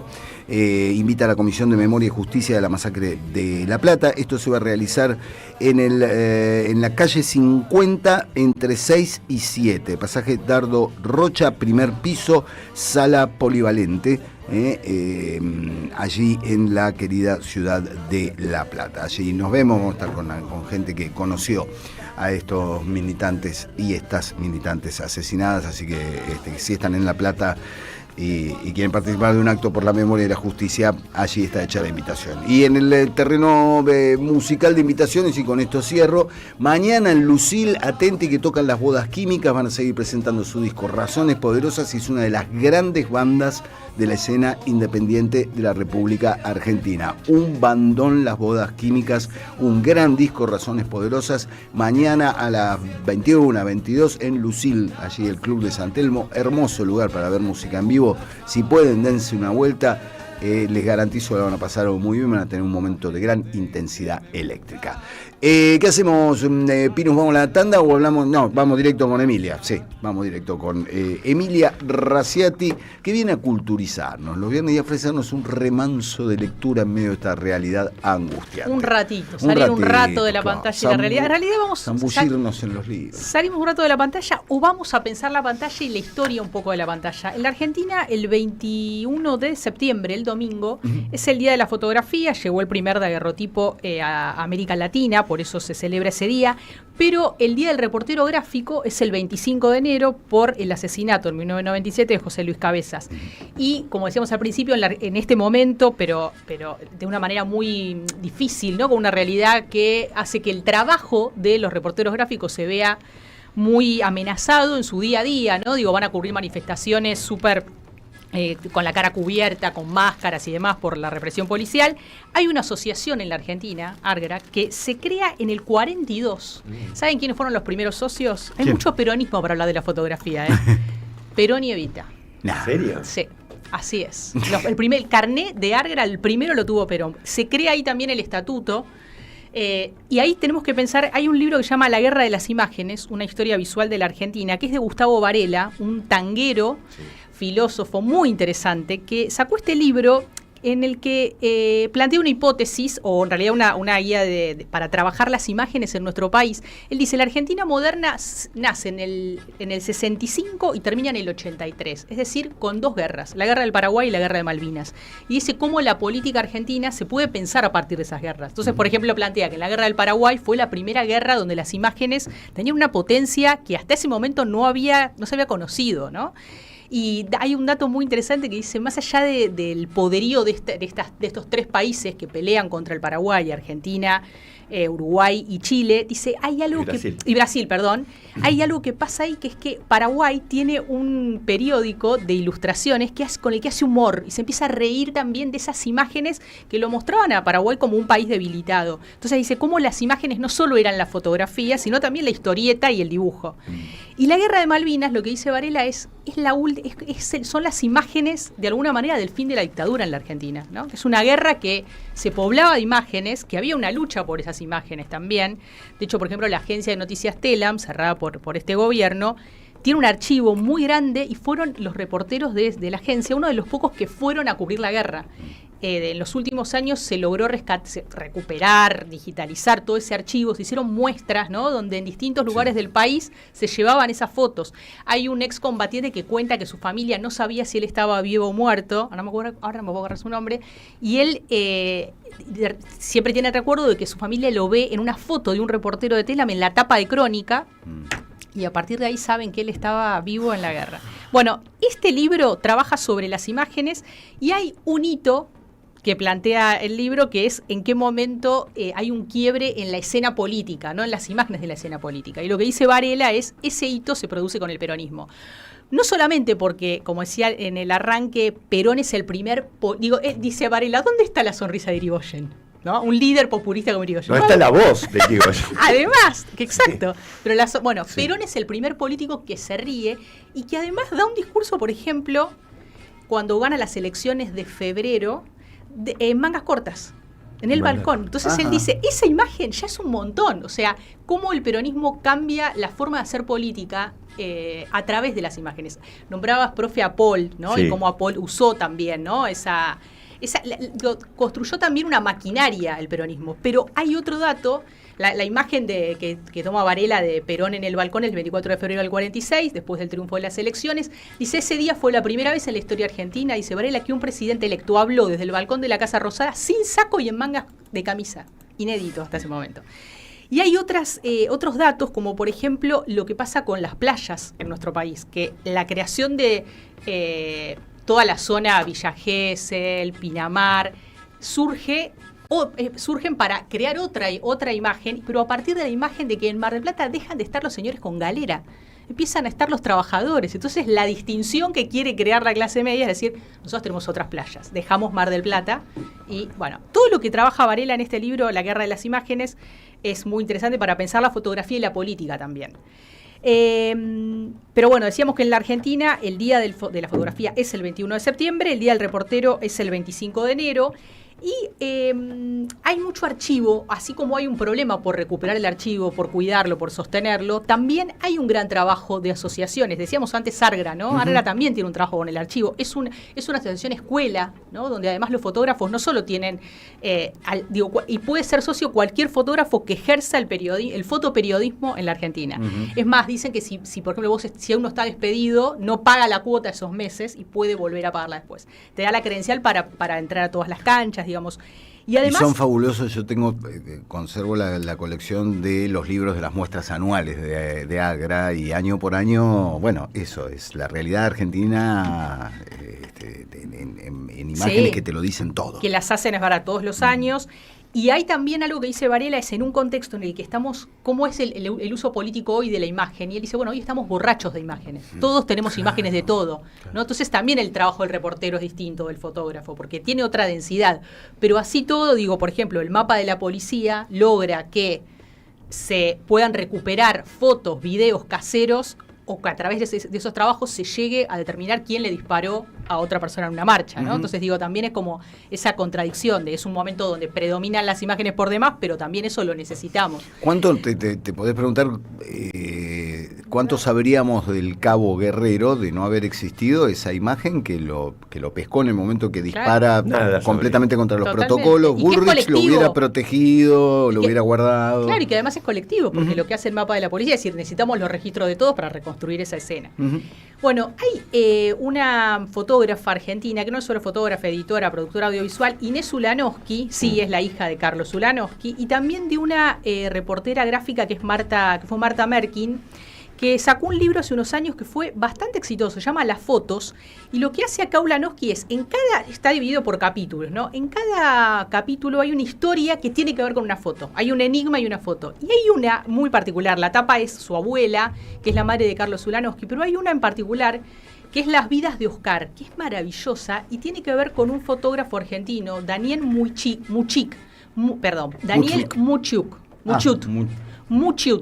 Daniel Muchut es impresionante porque contás esto y vayan a Instagram porque está parte de lo que ella cuenta acá en la cuenta de Instagram. Pero bueno, es tratar de salir un poco de Instagram. Lo que cuenta Las vidas de Oscar es que este tipo vive en Chivilcoy y le saca durante muchos años, creo que casi 2 décadas, fotos a Oscar, que es un tipo que vive en la calle. Oscar vive en la calle, está rodeado de perros, está en la indigencia y este tipo le va sacando fotos y de repente hace una muestra que se llama Las vidas de Oscar. Y un documental, y el documental tiene una foto de él en la tapa, él lo va retratando a través de los años, no los quiero llevar a Instagram, pero si van, lo van a ver, en las que en esa tapa se ve a quién es Oscar Ojeda. Los hermanos de Oscar Ojeda lo estaban buscando. Ven esa tapa y van a buscarlo, y el tipo estaba desde hace unos años en un hogar en Chivilcoy. O sea, a través del trabajo de Muchut, Oscar Ojeda se pudo reencontrar con sus hermanos. Lo que cuenta Ulanowski es la historia de ese reencuentro. De hecho, hay una foto de los 3 y además hay un dato impresionante que es que los 2 hermanos, Irma y Raúl, vivían muy cerca de Chivilcoy. Ella vivía en General Rodríguez y el más chico, Raúl, en Zárate. Y lo estaban buscando hace años. También tiene que ver con las búsquedas de personas en la Argentina, ¿no? Que es todo otro capítulo, todo lo que pasa con eso, ellos lo estaban buscando, no había fotos, se habían despedido de muy chicos, la madre los había abandonado, habían pasado por hogares. Bueno, hasta donde llega el libro, Oscar se reencontró con sus hermanos a partir de esa fotografía. Y así tiene un montón de historias Ulanowski en este libro hermoso que se llama Las Fotos, y que además trabaja con la idea de la foto digital, no, al revés, la foto analógica. Y lo que implica encontrar, cada vez que, después de leer este libro, cada vez que vas por la calle y ves una foto analógica tirada. Viste, está la cuenta Negativos Encontrados. No sabía. Sí, claro, y una cuenta de Instagram se llama Negativos Encontrados. De gente que encuentra negativos, revela y se encuentra, situaciones que podés fantasear, imaginar, pero ha sucedido también que al publicar esas imágenes, aparece alguien relacionado con esa familia o con esa instantánea, ¿no? Que identifica, pero hay verdaderos hallazgos y además tirar las fotos es como un acto. Ella dice el dolor que te da ir por la calle y encontrar ese instante de felicidad. Ella cuenta que unos vecinos se mudaron y vaciaron toda una casa y ella las fotos no las pudo tirar nunca, porque dice, acá hay fotos y recupera esas fotos de gente en la playa. Digo, hoy en día es más difícil eso, porque hoy no tenés foto en papel, sale carísimo imprimir en papel, pero hay algo que congelás ahí que no es lo mismo que la foto digital, sin duda, y la publicación en la red social. Y además, claro, era un evento la foto, esto por fuera de los fotoreporteros, ¿no? En la situación familiar, ¿cuántas imágenes tenemos de nuestras infancias? Son pocas, claro. Estoy hablando de otras generaciones, discúlpenme. Sí, esa parte de la mesa. Valentina y Juan tienen otra. Era un hecho excepcional la foto. Otra generación. Sí. ¿No? Sí. Porque además era caro el rollo, era caro revelar, entonces era como, ahora tenemos una facilidad para la foto que... Uno sacaba foto en las vacaciones, pero de tu vida cotidiana era raro. No, claro. Sacarle una foto a la comida. Claro. Acá estoy con el gato. Pero no ibas a comer una pizza y le sacabas foto a la pizza. Eso no pasaba, claro. Y ahora sacamos muchas fotos, pero ¿cuántas de esas fotos ves? Porque también uno... Bueno, ¿cuáles querés guardar? Para mí es cuáles querés guardar de todas las que sacaste. Se está poniendo de moda ahora de nuevo el rollo, la cámara fotográfica analógica, la descartable, que tiene 30 fotos. Está volviendo a ser de moda, es un regalo de cumpleaños típico con esa lógica de tener 26 fotos y la aprovechar distinto. Y además lo que distorsiona la propia imagen, también la selfie, ¿no? Lo que cambia cuando te sacan una foto, ¿no? Está todo tan preparada la foto. Cuando vos ves que te sacan una foto decís, mirá qué desastre pero mira qué rara esta imagen. O salió movida. Claro. Salió movida. Ahora la tirás y Vamos salió a ver cómo movida. sale, claro. Bueno. Y la última novela, la última es una novela que se llama La chica de la Leica, es de Elena Janesek, una italiana, que recupera la historia de Gerda Taro.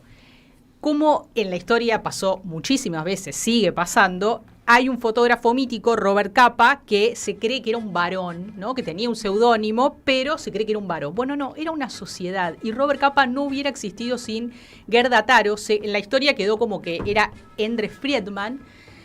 Pero en realidad ella, Gerda Taro, era una polaca que había huido del nazismo, se fue a París en la década del 30, lo conoce a él un tipo de una clase muy alta, ella rebuscándosela, viviendo con una amiga, haciendo laburos como fotoreportera, diciendo yo no sé cómo voy a sobrevivir porque tengo los contactos necesarios, pensando también en una época en la que el freelancismo existía y se podía vivir del freelancismo, ¿no?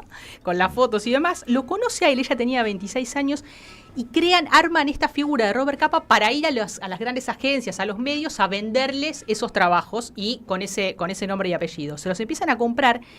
Y ella también, si googlean, van a encontrar que hay un montón de fotos de Gerda Taro en la Guerra Civil Española que son impresionantes. Mujeres, varones, mujeres en combate. Y ella fallece en el año 37 en un accidente, estaba ocurriendo la guerra y la atropella un camión de guerra. Uf. Pero una cosa además terrible, porque ella tenía además un montón de fotos que había sacado en esa guerra y que no se podían recuperar en ese momento. De hecho, su socio, André, que estaba en París, también, más allá del dolor, la novela recupera todos esos años 30 en París también. Y lo que pasa con esa muerte, esos amigos bohemios, pero no se recuperaban esas fotos. Hasta que alguien encuentra en el 2016 los rollos que ella tenía de la guerra, y hace unos años se pueden ver y se pueden buscar las fotos que ella había sacado en esos años antes de su muerte. Se dice, hay documental sobre ella y demás ahora, por suerte, pero que ella decía, herida por morir, se decía, ¿dónde está mi cámara? Busquen mi cámara, porque estaba todo el trabajo que ella había hecho en la guerra.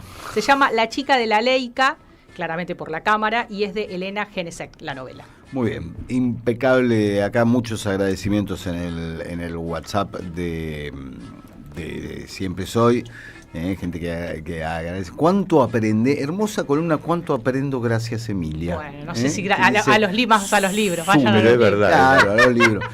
Para vos también hay, profe, dice, brillante lo de Emilia, siempre aportando información que aporta a la formación. Viva Perón, dice, Viva teléfono 8822. Sí. Mirá todos los datos peronistas que tiramos hoy. También en la misma dirección lo del profesor Wisniewski. Alguien señaló por acá cuántos que se han ido temprano. Bueno, ahora no encuentro el mensaje, lo leí. Carlos Fight. Creo que no lo mencionaba Fight. Bueno, pero bueno, señalaba eso. Acá está, como Fabián de San Juan. Dice John William Cook, ¿cómo evita el Che Néstor se nos fueron temprano? Nuestra historia sería otra con el gordo conduciendo la JP de los 70. Contrafáctico, ¿no? Como nos gusta cada tanto decir contrafáctico para parecer serios analistas de la realidad.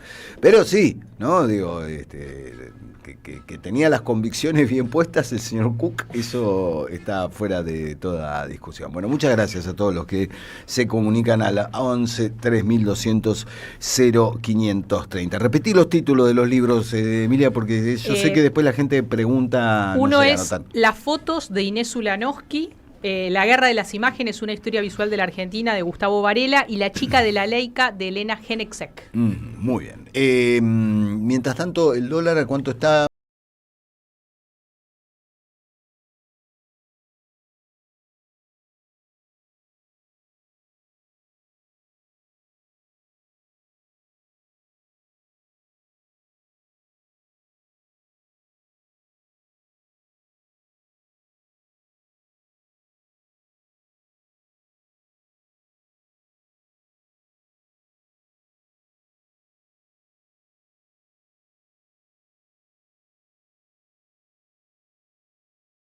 Se viene granizo, hoy llueve, mañana también, y no sabés si están hablando de, bueno, metafóricamente, porque tranquilamente podría ser. Bueno, 11 horas 32 minutos, tenía por acá algo más que recomendarle, pero se me mezclan todos los papeles.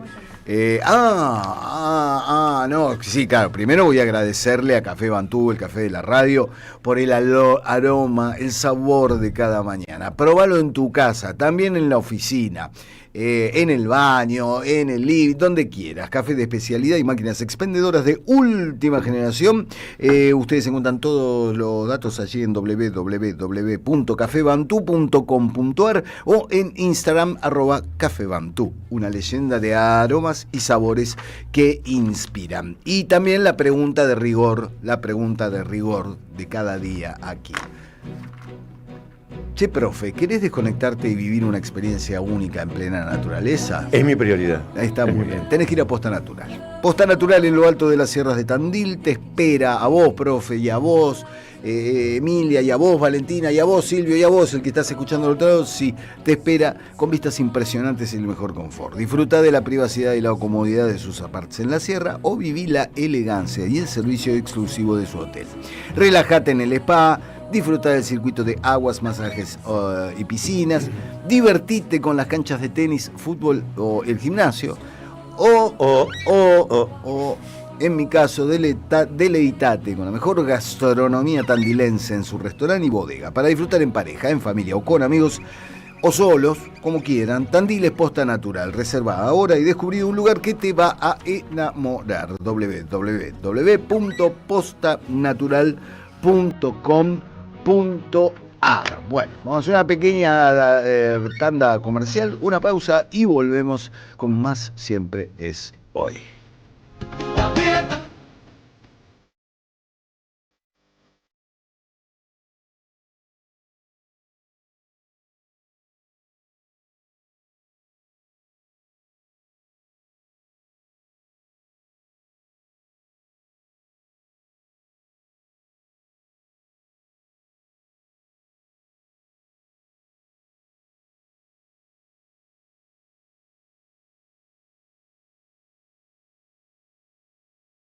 Somos Radio AM530. En Avellaneda tu seguridad es nuestra prioridad. Sumamos cámaras y centros de monitoreo. Implementamos un anillo digital de control vehicular. Instalamos 30 puntos seguros y junto a la provincia creamos 4 nuevas bases para la policía bonaerense. Y ahora vamos a crear una fuerza local con 300 efectivos y 30 patrullas.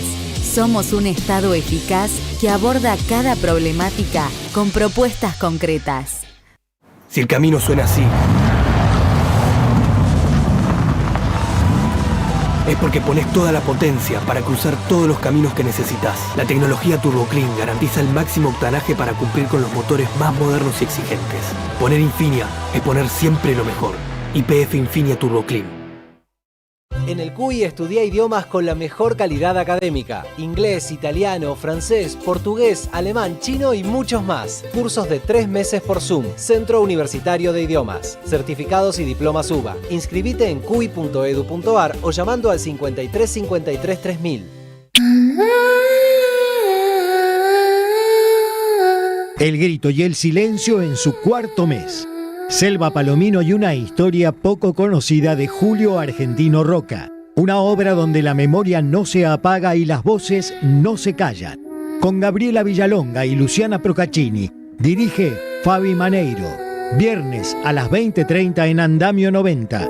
Paraná 660. Entradas por Alternativa Teatral. ¡Wow! ¿Cómo dices cuenta DNI? ¡Wow! ¿Que ahora tienes plazo fijo? ¡Wow! ¿Y que tienes una tasa especial? ¡Wow! Y eso hace que tu dinero crezca. ¡Wow! Y crezca. ¡Wow! Y crezca. ¡Wow! Pará, ese último wow no entendí. ¡Wow! Ah, que crece. Cuenta DNI. Tu plazo fijo de Banco Provincia es realmente wow. ¡Wow! Andrea Recupero está en AM530. Vamos a recibir ahora a Alberto Sileoni. Alberto, un gusto. Andrea Recupero lo saluda. ¿Cómo le va? No parece ser un elenco de gobierno que puedan aprender. Me parece que están muy presos de su ideologismo. Así que en ese sentido todos queremos que recupere un poco de cordura, pero la verdad que no tengo muchas expectativas de que lo hagan. A las 18, la vuelta completa en AM530. Construimos comunidad. Buscamos la verdad siempre. En Lanús trabajamos por una ciudad más segura. Inauguramos la primera base de operaciones de la Fuerza Barrial de Aproximación de la Policía Bonaerense e incorporamos 20 móviles y 240 efectivos policiales. Sumamos 75 nuevos vehículos y 200 agentes de seguridad ciudadana a través del programa Lanús Te Cuida. Además, continuamos con el programa de formación y capacitación permanente para nuestros agentes locales. La ciudad que nos merecemos es una Lanús segura. Lanús Gobierno. Alimentos cooperativos. Producción y comercialización de productos cooperativos y de agricultura familiar. Envíos a todo el país. Por pedido, envía tu mensaje al 11 34 31 2928. Seguinos en Instagram como @alimentos cooperativos. El sabor que te acompaña es Café Bantú. El aroma en la mañana de Café Bantú. Bantú. Somos los engranajes de una máquina infernal. Somos las marionetas de este proyecto global. Los engranajes, personajes atrapados en el laberinto de una gran empresa luchando por escalar posiciones. Una mirada crítica desde la ironía y el humor. Todos los sábados a las 20 en el Teatro Anfitrión, Venezuela 3340. Los engranajes de Nathan Kuznir. Entradas por Alternativa Teatral. AM530 Somos Radio. Buscamos la verdad siempre, siempre, siempre, siempre.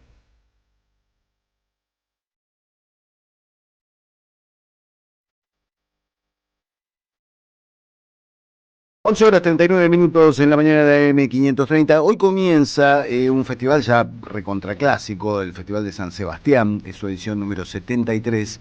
Les recomiendo que lean o le echen un vistazo a la entrevista que hizo el señor Luciano Monteagudo, una eminencia del periodismo de cine, de cultura en general, pero un expertísimo en cine. Bueno, hizo una muy interesante entrevista con José Luis Rebordinos, el director del Festival de San Sebastián, hablando de lo que el lugar que va a ocupar el festival, una toma de posición muy fuerte que se hizo con respecto al genocidio en Gaza, y también la presencia de Argentina en el festival, que es a esta altura casi un milagro. De hecho, Rebordinos dice que por primera vez en sus 15 años al frente del Festival de Venecia no hay ninguna película argentina en el Work in Progress, ¿no? En la sección que cuenta de los proyectos que están en desarrollo. Por primera vez. ¿Por qué será? En 15 años. Mira. ¿Por qué será? ¿Será porque no hay proyectos en desarrollo? Porque no se hicieron películas. Quizá va un poquito por ahí. De todos modos, se movió mucho. El Festival de San Sebastián es un festival siempre muy permeable al cine argentino, siempre le presta mucha atención, es una caja de resonancia, y este año presenta 3 películas argentinas en competencia. Se va a presentar Las Corrientes, la nueva película de Milagros Mumenthaler. Se va a presentar la segunda película como directora de Dolores Fonsi, que también protagoniza Belén. Esta película, no sé si vieron Blondie, el debut como directora de Dolores Fonsi, realmente muy auspicioso debut, una gran película hizo. Ahora, según dice Rebordinos en esta charla con Luciano Monteagudo, dice que Belén da un salto mucho más grande. También se estrenó acá en Argentina justo este jueves. Dice que da un salto mucho más grande como directora, dice que es una película muy potente sobre una tremenda arbitrariedad judicial. Así que atentos, esto también se estrenó en Argentina. La verdad que después de ver lo que hizo Dolores Fonsi en Blondie, te da ganas de seguir su carrera como directora. La otra película en competencia es que además va a abrir el festival, es 27 noches, de Daniel Hendler, el uruguayo argentino, que según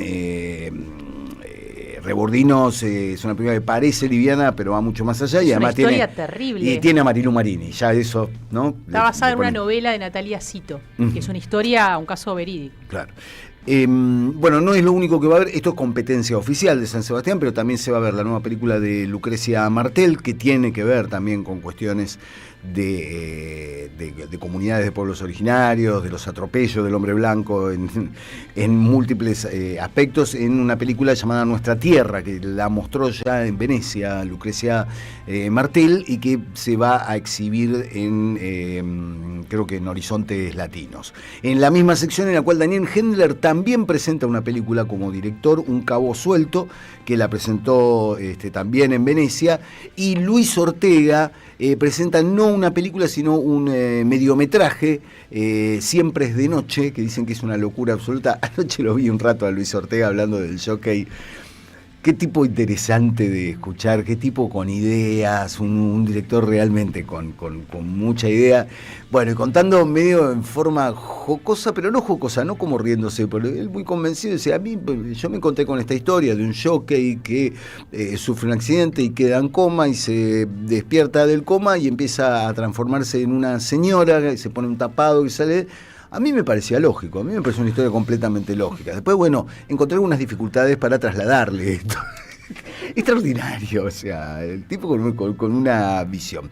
Presenta entonces Siempre es de noche en la versión, en la sección Sabaltegui. El año pasado el Jockey ganó en la sección Horizontes Latinos de San Sebastián. Y bueno, y Rebordino dice que es que son 40 minutos imperdibles este mediometraje de Luis Ortega. Así que habrá que estar muy atento a esto, a esta presencia del cine argentino a pesar de todo. Y esta pregunta a futuro del próximo Festival de San Sebastián, el próximo Festival de Berlín, el próximo Festival de Venecia o de Cannes, ¿cuál va a ser la presencia de un cine que está siendo asfixiado y dejándole cada vez con menos posibilidades de producción en un país donde te dicen, pero Lucrecia Martel la ven 4 personas, ¿a quién le importa? ¿No? Bueno, hay una película que se estrenó en el DOCA, en el marco del DOCA, que es sobre un documental sobre Norma Pla, que se llama Norma, sí, también. Sí. Sí. Dirigida por Natalia Vinelli y Alejandra Guzzo, que es un gran documental que se está dando en salas y siempre llena. Se va a dar el próximo miércoles en El Gomont, gran documental sobre Norma Pla, con imágenes de archivo, testimonios del hijo, una película súper vigente, digo, hay una figura ahí que habla mucho de este presente, de lo que era la lucha de los jubilados de los 90. Los invito a verla. Hay escenas de la represión de los 90 con los jubilados que les garantizo que son impresionantes porque la policía le ponía tenía un límite con los jubilados. Los jubilados derribaban una valla. Estaba Norma Pla al frente y la policía se quedaba quieta. Cosas que hoy ya no estamos acostumbrados a ver. Estamos acostumbrados a ver que la policía agarra a los jubilados, sí, les pega, los golpea, los tira, ¿no? Bueno, gran documental de... No llore, señor ministro. Está esa escena, lo que hizo Norma Pla con la televisión en los 90, está ahí, entrevistada por Mauro Viale, maltratada por Mauro Viale en realidad, sí, ¿no? Sí, claro. Ninguneada por Sofovich, Mauro Viale, está en ese documental, Norma también. ¿Dónde se exhibe? La semana que viene va a estar, tiene unas redes, y si van a las redes está en las redes de Norma también, pero la semana que viene tiene una función de vuelta en el Inca el miércoles. Y la están dando, la van a dar creo que en Belgrano y la estuvieron dando en el Palacio El Victorial en San Telmo, claro, también, y siempre a sala llena. Son esas salas alternativas que tenés que buscar, como el Malva. Tengo muchas ganas de ir a ver El Príncipe en Anagua al Malva, lo que pasa es que dura 4 horas, entonces, ¿no? Pero me dice que es extraordinaria esa película. Bueno, volvieron a dar historias extraordinarias. Claro. El Malva se vuelve a dar una película de 4 horas. Sí, y la mujer de la fila, ¿no? Era que vino el director el miércoles. La mujer de la fila de Benjamín Ávila, claro.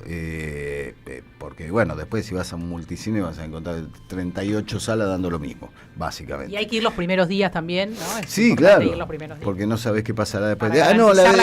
La veo en Cinear después. No, también no te van a tirar abajo Cinear. Sí, señor Viñequi levanta la mano. Es que yo también tengo que ir al baño. Quiero tirar un chivo. Es una representación de flamenco. Se llama Aquellas Mujeres de Fuego. 2 chicas argentinas que hicieron la representación de lo que pasó con las mujeres en la Guerra Civil Española en tono de flamenco en 4 actos. Y está muy interesante porque se me había escapado que antes del golpe del Franco ya votaban las mujeres en España y después por 40 años no pudieron votar. Claro. Esta obra, Aquellas Mujeres de Fuego, la pueden ver en el Teatro El Cubo, en Celaya 3051. Se pueden sacar las entradas por PlateaNet. Y está hoy, 19 de septiembre, y el 26 de septiembre, y nada más, a las 21:30 horas. Si les interesa, yo, Sergio Viñequi, la recomiendo. Carlos acá lo garantizo. Muy bien, 11 horas 47 minutos. A ver cómo estamos con Whitney. No llego a ver porque tengo al profe en el medio. ¡Epa! El MEP. Ah, no, ese es el MEP. Me asusté. Contado con líquido. Hay que ver qué dice. Hoy va a hablar Javier Milei, El oficial 1509. ¿A dónde? De la Nación. Va a hacer 2 actos en Córdoba, algo que con el temporal se levante, que hasta ahora no vi Y nada. los vuelos ¿no? están atrasados. así que quizás Por ahí ve el cartel que le pusieron en una gran escalinata, creo que en el lugar donde va a hablar, en la Bolsa de Comercio, dice Milei culiadazo, dice. Claro. Quizá tiene algún problema climático, Milei dice. Milei y Culiadazo son amigos, una agrupación cordobesa, un desprendimiento del kirchnerismo allá de Córdoba, que ahora de hecho está integrando las filas de Natalia de la Sota en la candidatura, que viene haciendo activaciones muy interesantes. De hecho, fueron los primeros en hacer el primer papafritazo contra Milei. Milei, lo hemos contado acá, tiene una fobia producto de una infancia turbulenta con las papas fritas. Y la primera vez que fue como presidente a Córdoba le tiraron papas fritas. Imagino que hoy harán algo similar, porque hoy viaja Milei a Córdoba, tiene 2 actos, uno con la militancia, que ya lo ves, es medio triste cuando ves el cartel del flyer, es no aflojemos, ahora más que nunca. ¿Viste? Ya cuando se está por ir el DT. Fuerza, hermano. Claro, Sí, no sí, aflojemos, sí. te está yendo la vez. Sí. Hay un dato que tiró Carlos Pagni, que es que la imagen de Milei en Córdoba se está derrumbando directamente. Bueno, la marcha federal universitaria fue en Córdoba fue muy 100.000 impactante, muy impactante. Bueno, y en Córdoba va a pagar los costos de darle todo el poder político a Karina Milei, que decidió armar listas propias, porque Schiaretti seguramente salga primero y vas a tener que en las 3 principales provincias del país, Córdoba, Santa Fe y Buenos Aires, en cantidad de gente, va a salir segunda la Libertad Avanza, que va a ser un tema, pero bueno, hoy Milei va a estar en Córdoba, tiene un acto con la militancia y también un acto de la Bolsa de Comercio que se va a hacer televisado, así que al ser la Bolsa de Comercio algo va a hablar de la economía del presidente y bueno, lo seguiremos. Habrá que ver eso, ¿no? Porque ya se vio en las apariciones, digamos, Milei decide salir a la calle quizá en el peor momento, ¿no? Recordemos que en el balotaje sacó 73% Milei. Sí, en Córdoba. Sí, Sí. literal, ¿eh? Si se te da vuelta en Córdoba, hermano, cuán mal estás haciendo las cosas. Adiós, Valentina, que tengas un gran fin de semana. Saludos, Valentina. Che, escuchá, sale un disco en vivo ahora en breve y acá tenés un adelanto de por qué le tenés que prestar atención a La Chicana en vivo, puro tango. Escuchá, Fósil.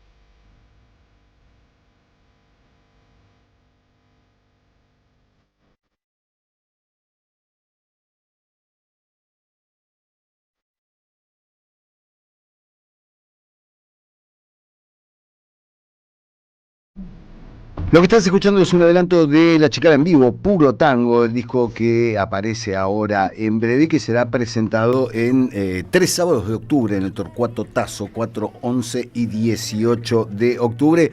Casi que no tengo que decirte por qué ir a ver a La Chicana, porque es La Chicana, punto, no necesitas más explicación.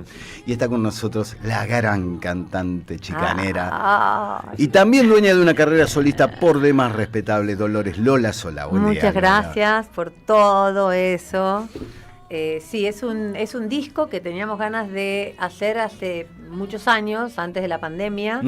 Después vino la pandemia y hicimos 2 discos de estudio. uno que se llamó Ikikomori, Encerraditos durante la pandemia, y después al final del 23 sacamos Los Lobos del Recuerdo. Y nos pareció que era un buen momento para hacer este disco de Morado, que es un disco en vivo, pero además con parte del universo más tanguero de La Chicana. Como que cada disco tocábamos menos tango. Y tuvimos ganas de volver un poco a las fuentes. Son temas todos que ya han estado grabados en otros discos, pero en este caso están en vivo, y nosotros más viejos y más experimentados. Y más todas experimentado. esas cosas, todas esas cosas lindísimas del paso del tiempo. Como el vino. Y como el vino, sí. Claro, uno empieza a escuchar esa frase. Uno añeja, no envejece, claro. Y decidimos hacerlo en un lugar, además, que fuera lo más especial posible el show. Entonces lo hicimos en una casona de Maipú, Mendoza. Una casona donde Acho pasó varios veranos de su niñez. Una casona querida, muy linda, tipo andaluza, del 1800. Muy decadente también, y eso la hacía casi más linda. Él dice que a él le gusta la belleza decadente, motivo por el cual no sé si alegrarme o odiarlo. Y bueno, y pusimos velas en el jardín, y el público eran 50 personas, era un público reducido, y tocamos con músicos mendocinos. José Gereduz en el piano, que es director y arreglador y compositor de una banda que se llama Mafalda Guerra y otra que se llama La Mundial. Y dos de los músicos que suelen tocar con él, uno en contrabajo que se llama Facu Ponce y otro en violín que es Gonzalo Lesta. Lola, por plano, por pura casualidad, ¿encontraron el funcionamiento perfecto para La Chicana? Digo, La Chicana en un momento tenía una actividad permanente de tocar, grabar, hacer cosas. Se tomaron una pausa, o sea, como que vos pudiste desarrollar lo tuyo. Acho se metió mucho en la producción también, que le gusta mucho, esa cosa medio finita. Y están, digo, como ese funcionamiento que yo veo ponerle en un plano absolutamente distinto, ¿no? De los Cadillacs, de entrar y salir de una carrera y con naturalidad cuando las ganas realmente te llevan. ¿Encontraron ese funcionamiento en el que La Chicana decide por ustedes de algún modo? Creo que sí, sin darnos mucho cuenta. O sea, los 4 años que estuvimos parados coincidieron con nuestra separación como matrimonio. Y bueno, claro, cada uno aprovechó para no hundirse en el alquitrán y hizo lo suyo, y después volvimos a tener ganas y como que no estamos dejando La Chicana de lado por otra cosa. De hecho, yo tengo un disco ya terminado que hace años. Es muy generoso de tu parte lo que estás haciendo con tu disco, porque lo estás aguantando. No, pero no pensemos tan bien de mí, algo debe haber. Algún interés oculto. Algún interés, algún temor, llamale temor, llamale interés. Okay. No, está casi listo, está listo listo. Lo que pasa es que quise acompañarlo con 2 videoclips que me aconsejaron, saca 2 videoclips. Claro. Y yo me puse ambiciosa en los videoclips, entonces lo invité, entre comillas, le pedí a Tute que ilustrara la mitad de uno de esos 2 videoclips, se copó, divino, generosamente. Pero Tute es un tipo ocupadísimo, no para de hacer cosas y además conlleva todo el trabajo de animación que Tute no lo hace, bueno.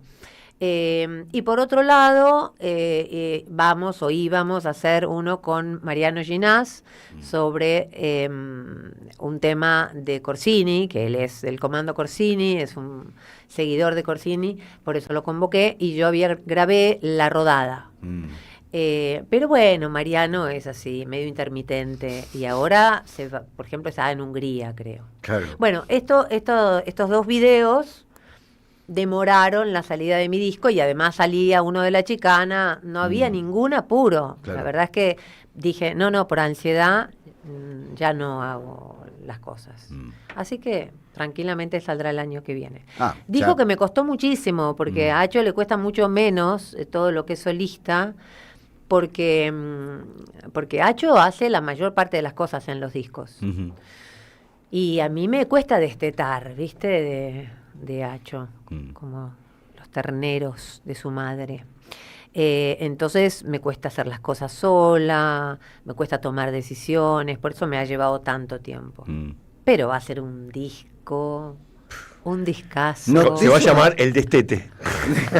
De eso no. Bueno, Salto no cabe Mortal duda, se llamó el Eugenia. primero. Salto Mortal. Claro. No, tengo ahí un título. Un título. Decías que, bueno, que de algún modo, en algún momento se dieron cuenta que estaban tocando cada vez menos tangos, o milongas, ¿no? Porque hay un regreso a la milonga de la Chicana. ¿Cómo fue, digo, el disco que aparece, veo acá, son 15 canciones que registran el disco? ¿Cómo fue esa difícil selección, o por dónde, qué es básicamente lo que más placer te da cantar? ¿Qué es lo que decidió esa lista? Nos encontramos en la mayor parte de los temas, digamos. Hubo un cuerpo del disco en los que estábamos los dos de acuerdo, y después hubo propuestas de ambos lados y transamos en una lista. No sé cuál me gusta más cantar de todos esos. Me gusta mucho Mediodía, que no es un tango, es una chacarera en realidad, pero que quisimos tocarla tanto en el show como que estuviera en el disco, y es una canción que me gusta especialmente, pero todas esas canciones me gustan mucho, por eso están esas y no otras, y quedaron muchísimas afuera que también nos gustaban mucho. Y además otra cosa buena fue que el reencuentro con esos temas viejos o sea, no habían envejecido, porque a veces uno dice, uy, cantar tal cosa que embole, ¿viste? Pero no, me reencontré muy bien con cada uno de esos temas. Me pareció que no habían envejecido, me pareció que estaban al nivel de la Chicana actual. Está muy bien. Bueno, no nos queda nada de tiempo, pero te tengo que preguntar algo que es medio difícil de sintetizar. Que, digo, vos tenés además una fuerte convicción política y social. ¿Cómo está viviendo este momento tan parece al borde del estallido que estamos pasando? Este momento Este iniciado en diciembre de 2000. Intensamente, junto a la primavera, las flores de mi jardín. Me parece un hermoso momento. Sé que nos va a costar muchísimo, pero igual ya nos iba a costar, ya nos venía costando, ya construir todo lo destruido va a ser dificilísimo, pero realmente me parece un momento de alegrías de hora a hora. Antes era disgustos de hora a hora, y ahora esta última semana estoy como si me hubiera enamorado. Claro, un reverdecer, ¿no? Decir, bueno, no es que todo puede pasar y no pasa nada. No, tal cual. Uno sabía eso, sabía que hay una gota final que hace que las cosas ocurran, ¿no? El punto de inflexión. Pero, ¿y cuándo? ¿Y cuándo? ¿Y cuándo? ¿Y qué hace falta? ¿Y qué hace falta? No, y ahora lo del Libra, no, pero eso parece que no. Y ahora tal cosa, y ahora tal otra. Bueno, me parece que llegó ese momento del derrumbe total. Y creo, además, que cuando sea el final, concretamente, van a empezar a surgir unas cosas que no lo vamos a poder creer. Nosotros sí lo vamos a poder creer, pero la gente que lo votó va a ser un horror las cosas que nos vamos a enterar y que van a hacer. Eso creo. Claramente. Lola, gracias. Lástima. Perdón, culpa mía que... Y el día que no ayudó que también. Me tomo el transporte público. Claro, y bueno. No nos vamos a ir con el señor Prince, nos vamos a ir con La Milonga de los Perros, que es uno de los clips que ustedes pueden encontrar en YouTube, de adelanto de este disco de La Chicana. Repito, La Chicana en vivo, puro tango. Lo van a estar presentando y es una cita de honor en el Torcuato Tazo de Defensa 1575, los sábados de octubre 4, 11 y 18. Así estaremos, Lola. Me encantaría, que fueran todos, de verdad les digo. Y todos ustedes también. Sí, porque todos. no. Bueno, todos no, porque no van a entrar en el tazo. Pero bueno, si agotan el tazo. Digámosle la verdad, ellos van a tener que pagar. Sí. Ustedes no. Sí. Es así. Cofradías. Pero bueno, muchas gracias, señor. Gracias, Lola. De nuevo, siempre un gusto escucharte. Muchísimas gracias. Señor Sergio Viñeski, muchas gracias, que tenga gran fin de semana. Gracias a usted, amigo. Para usted, Emilia Buen Racia. fin de semana. Señor Juan L., guarda con los locos que andan por ahí dando vueltas. Y el loco en particular. Claro. Silvio Soler, en la operación técnica de puesta al aire, bueno, y todo el equipo, no se lo debo para el lunes porque ya está Felicitas Bonavita para comenzar su programa aquí en AM530. Esto ha sido Siempre Soy. Nos reencontramos el próximo lunes a las 10 de la mañana, aquí en AM530, la radio de las Madres de Plaza de Mayo, con el pecho bien inflado de orgullo. Que tengan un gran fin de semana. Aguante, que esto también pasará. Gracias, chao.